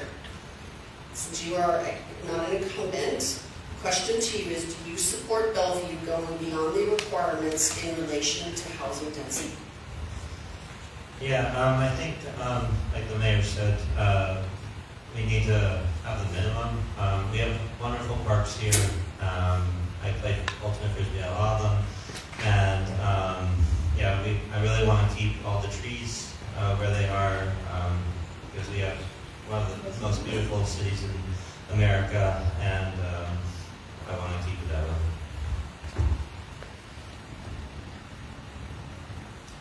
I might break with the group a little bit. Yes, I do support more than the minimum. However, we need to be smart about where we put them. So we're looking at Wilburton, Bellred, commercial corridors. So it doesn't mean here, but it has to go somewhere. We have a housing affordability crisis, and we need to figure that out. So at the same time, we need to protect our tree canopy, our city and our park, while planning for the fact that we are expecting 70,000 more jobs in Bellevue within the economic development report. That is what our report says that we're expecting. And so we need to figure out where to put them, and our comprehensive plan is putting them in Wilburton, Bellevue, and commercial corridors. One thing that keeps me up at night is state mandates. And it's not just certain parts of the city, it's the entire city that's impacted by this. When we take away local control, we lose control. And then the residents don't have a voice in our decision-making process. It's not perfect, but we did scale it back. Height limits were set more modestly than originally proposed. The council also voted to retain certain restrictions for cottage housing. The original more ambitious proposal by staff, including allowing 9 units, we voted against, or that part failed. The frequent bus lines and neighborhood commercial centers were taken out of a reduced scope for allowing 6 buses. So there were some wins there. Is it perfect? No. But the fact that we had to deal with this and take away our control of developing Bellevue in a very smart way really hurts our community. So if you were against the middle housing bill, I really hope you'll let your legislators know. Thank you. Ultimately, I believe that Bellevue needs to decide for itself. We were able to adopt a land use code amendment and not just strictly take the Washington state law and model ordinance. But again, if we're going to bring in density, I believe in gentle density, and that ought to be in our growth corridor so we can actually leverage the existing infrastructure like our transit-oriented development. There is that need for housing like I've mentioned, but we have to balance that with our neighborhood character. A lot of people have concerns here, especially in our tree canopy. 11% of downtown Bellevue is only covered by the tree canopy. 11% is nothing, especially with all the increase in heat that we're seeing. We know the benefits of trees. They improve our mental health, they improve our air, they improve everything. So these things are absolutely critical to balance when we're talking about bringing in some more of this growth. I don't believe in also Washington state mandate. It takes away local control. One shoe doesn't fit all. If I were, thinking that I can get the council support, I would have voted against. But I think the neighborhood realize that citizens who understand this, we basically take the least of the resistance. So we hope that we did that. We really considered, we did a lot of things. We make it a little bit better, and we want to be sure that we understand, what it impact us.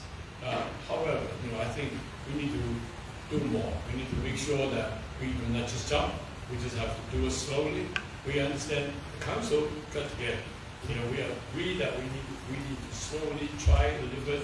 We go to places that are just visited for density, TODs, then leave other places alone. And that staff's supposed to bring it back to us before the implement. So we have a say. We can make the difference.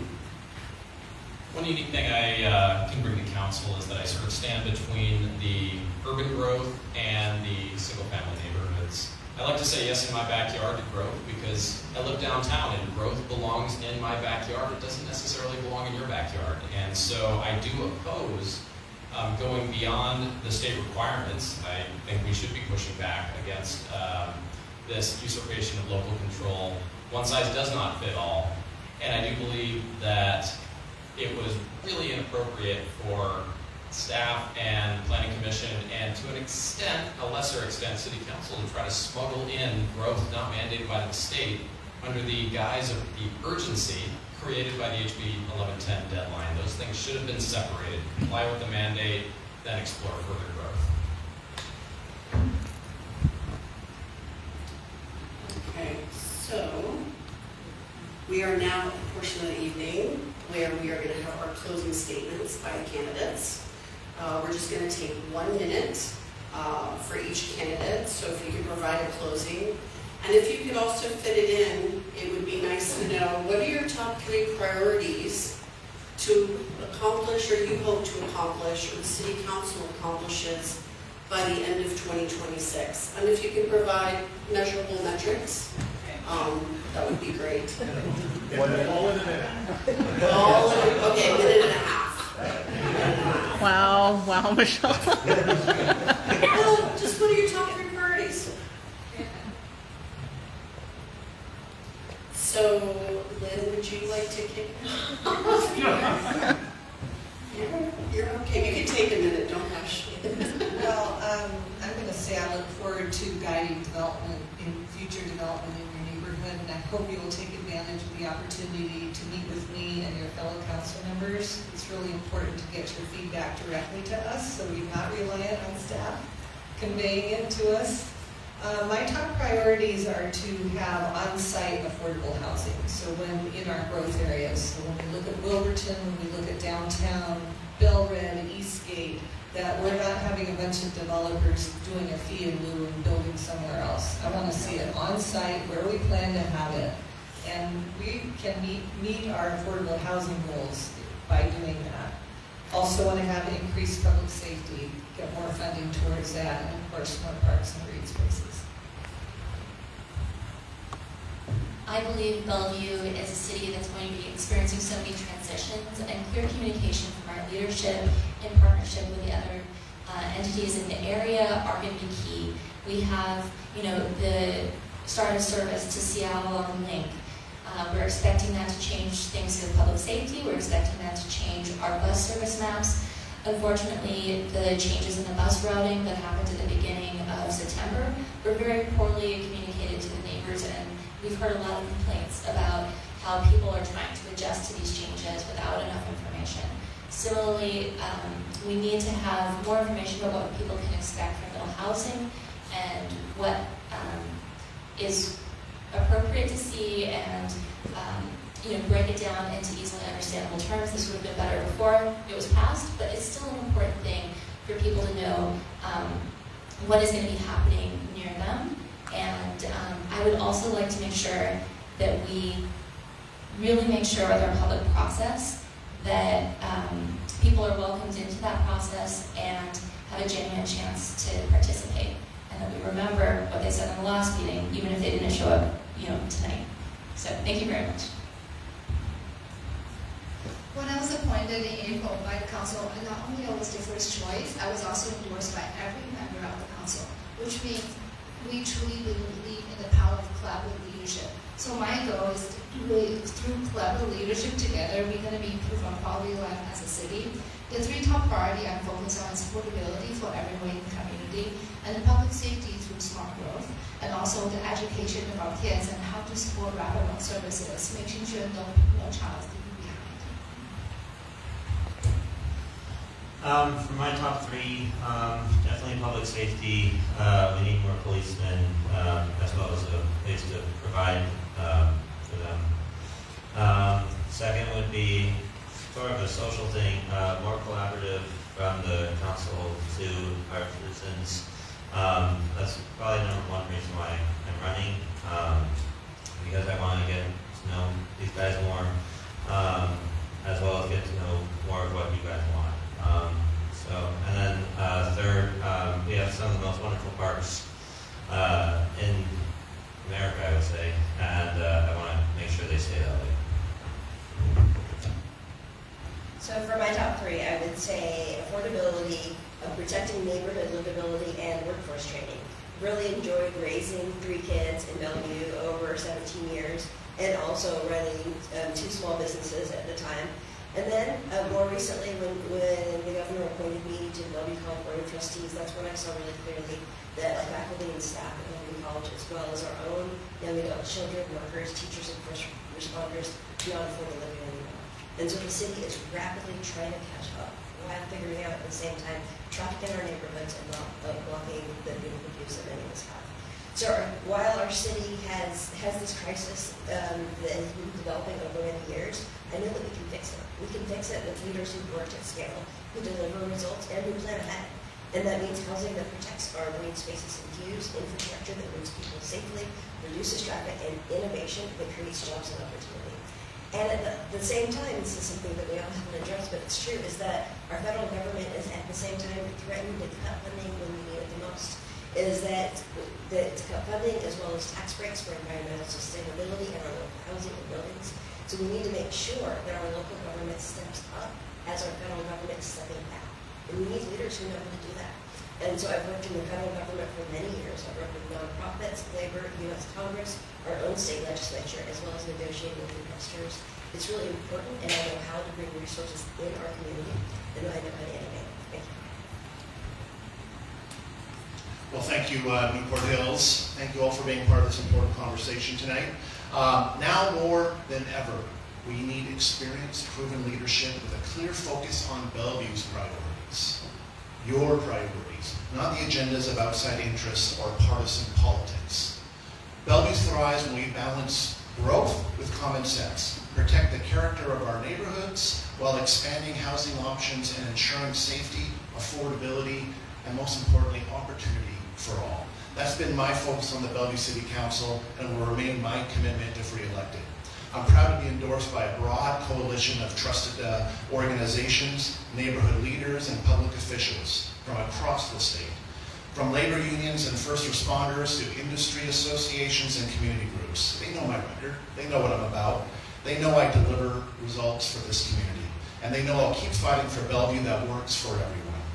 That's why the most important endorsement of all, the one I'm most proud of, is the endorsement of Bellevue residents across this city that have elected me twice to the Bellevue City Council. Learn more about me, my endorsements, my accomplishments, my priorities at jaredforbellevue.com. I'd be honored to earn your vote and continue serving this incredible city we call Bellevue. Thank you. Thank you again for the opportunity to speak and engage here with all of you. I'm proud to share that my campaign has brought together voices from across the political spectrum, from conservatives to liberals, from neighborhood leaders to elected officials, because people recognize that we need pragmatic, data-driven leadership. Our city has incredible potential, but we have to ensure businesses want to stay here. Voters deserve representatives who will show up and do the work. My top 3 priorities are safety, affordability, and transit. And the way we assess this through metrics, thank you, Michelle, is assessing the crime rates, affordable and net new units we in place, and additionally checking our decreased commute times when we're examining the efficacy of our transit policy. Thank you so much. Well, thank you, Newport Hills neighbors. Jared, you have said all for me. So, but in addition, I want to emphasize that public safety is number one. And transportation infrastructure to support all the things we're talking about. Actually, public safety is one of them. But we need to be mindful. They're all correlated. They're all related. And most importantly, fiscal part. Fiscal prudence, that's important. Without money, without proper balance, we're not going to be able to do anything. So hiring police officers, here we need more. We have done a good job, and we need to do more. The new problems, new challenges coming up, time is now. Because we have a great future, we become a global place for global talent.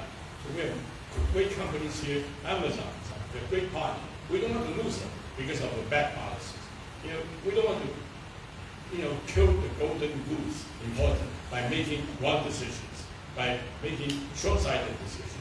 It's more than that. It depends on me that will be serving you, being trusted by you to be reelected 8 times. So thank you very much. I continue to hope you vote for me. Thank you. Thanks again for being here and listening to 7 politicians talk to you for so long. I appreciate. I want to harken back to as my number 1 priority, fixing the police staffing gap. We have hotspots around the city, even as crime is generally down. 30% of our 911 calls are just coming from 3 areas: Crossroads, downtown, and Eastgate, and we need more resources and more cops on the street to handle some of those hotspots. I think we also need to fix transportation. We have really significant bottlenecks coming soon with growth if we don't address them, and the previous budget did nothing to address these 16 failing intersections around the city. I think we need greater scrutiny on the budget. Good times aren't going to last forever. We are going to have a downturn, and we do want to get ahead of that as much as we can. And finally, this gets into all the mandates we've been talking about. We as a city need to assert ourselves. It is important that we don't accept the one-size-fits-all mandates, that we push back as much as possible against terrible policy that may or may not be coming from Olympia. And that's why it's so important to elect independent, nonpartisan leadership. People aren't beholden to party activists or to elected officials. As the only independent, nonpartisan candidate for position 1, I do ask for your vote, and I would love to be your champion, beholden to you only, the voter, the citizen of Bellevue. Thank you. All right. First of all, I would like to thank again Pastor Bug for hosting us this evening with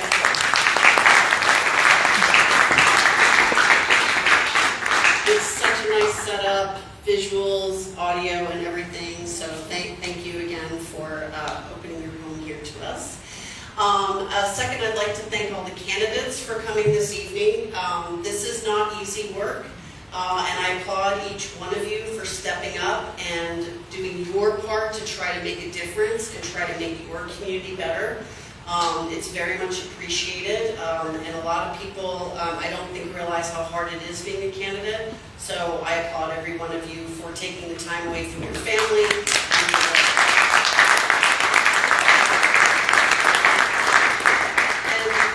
In closing, I'd like to thank the Newport Hills Community Club board members who helped put this together. Thank you to my 2 lovely Vanna Whites in the front there, and for Heidi for live streaming this.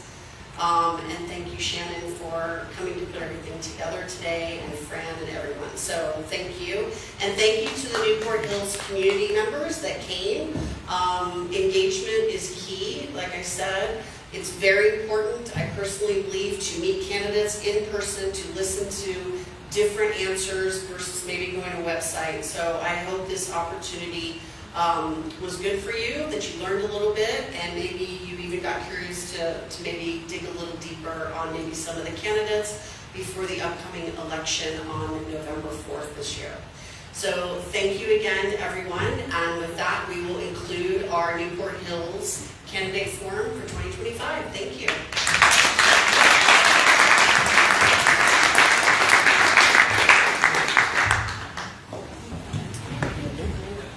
Everyone online, thank you so much for, it's still a little shaky. We're on a tripod finally, but I hope that you were able to hear, and I'm going to finish this up here and then upload to our Facebook page and to our YouTube channel. So in case you weren't aware, we do have a YouTube channel for the club.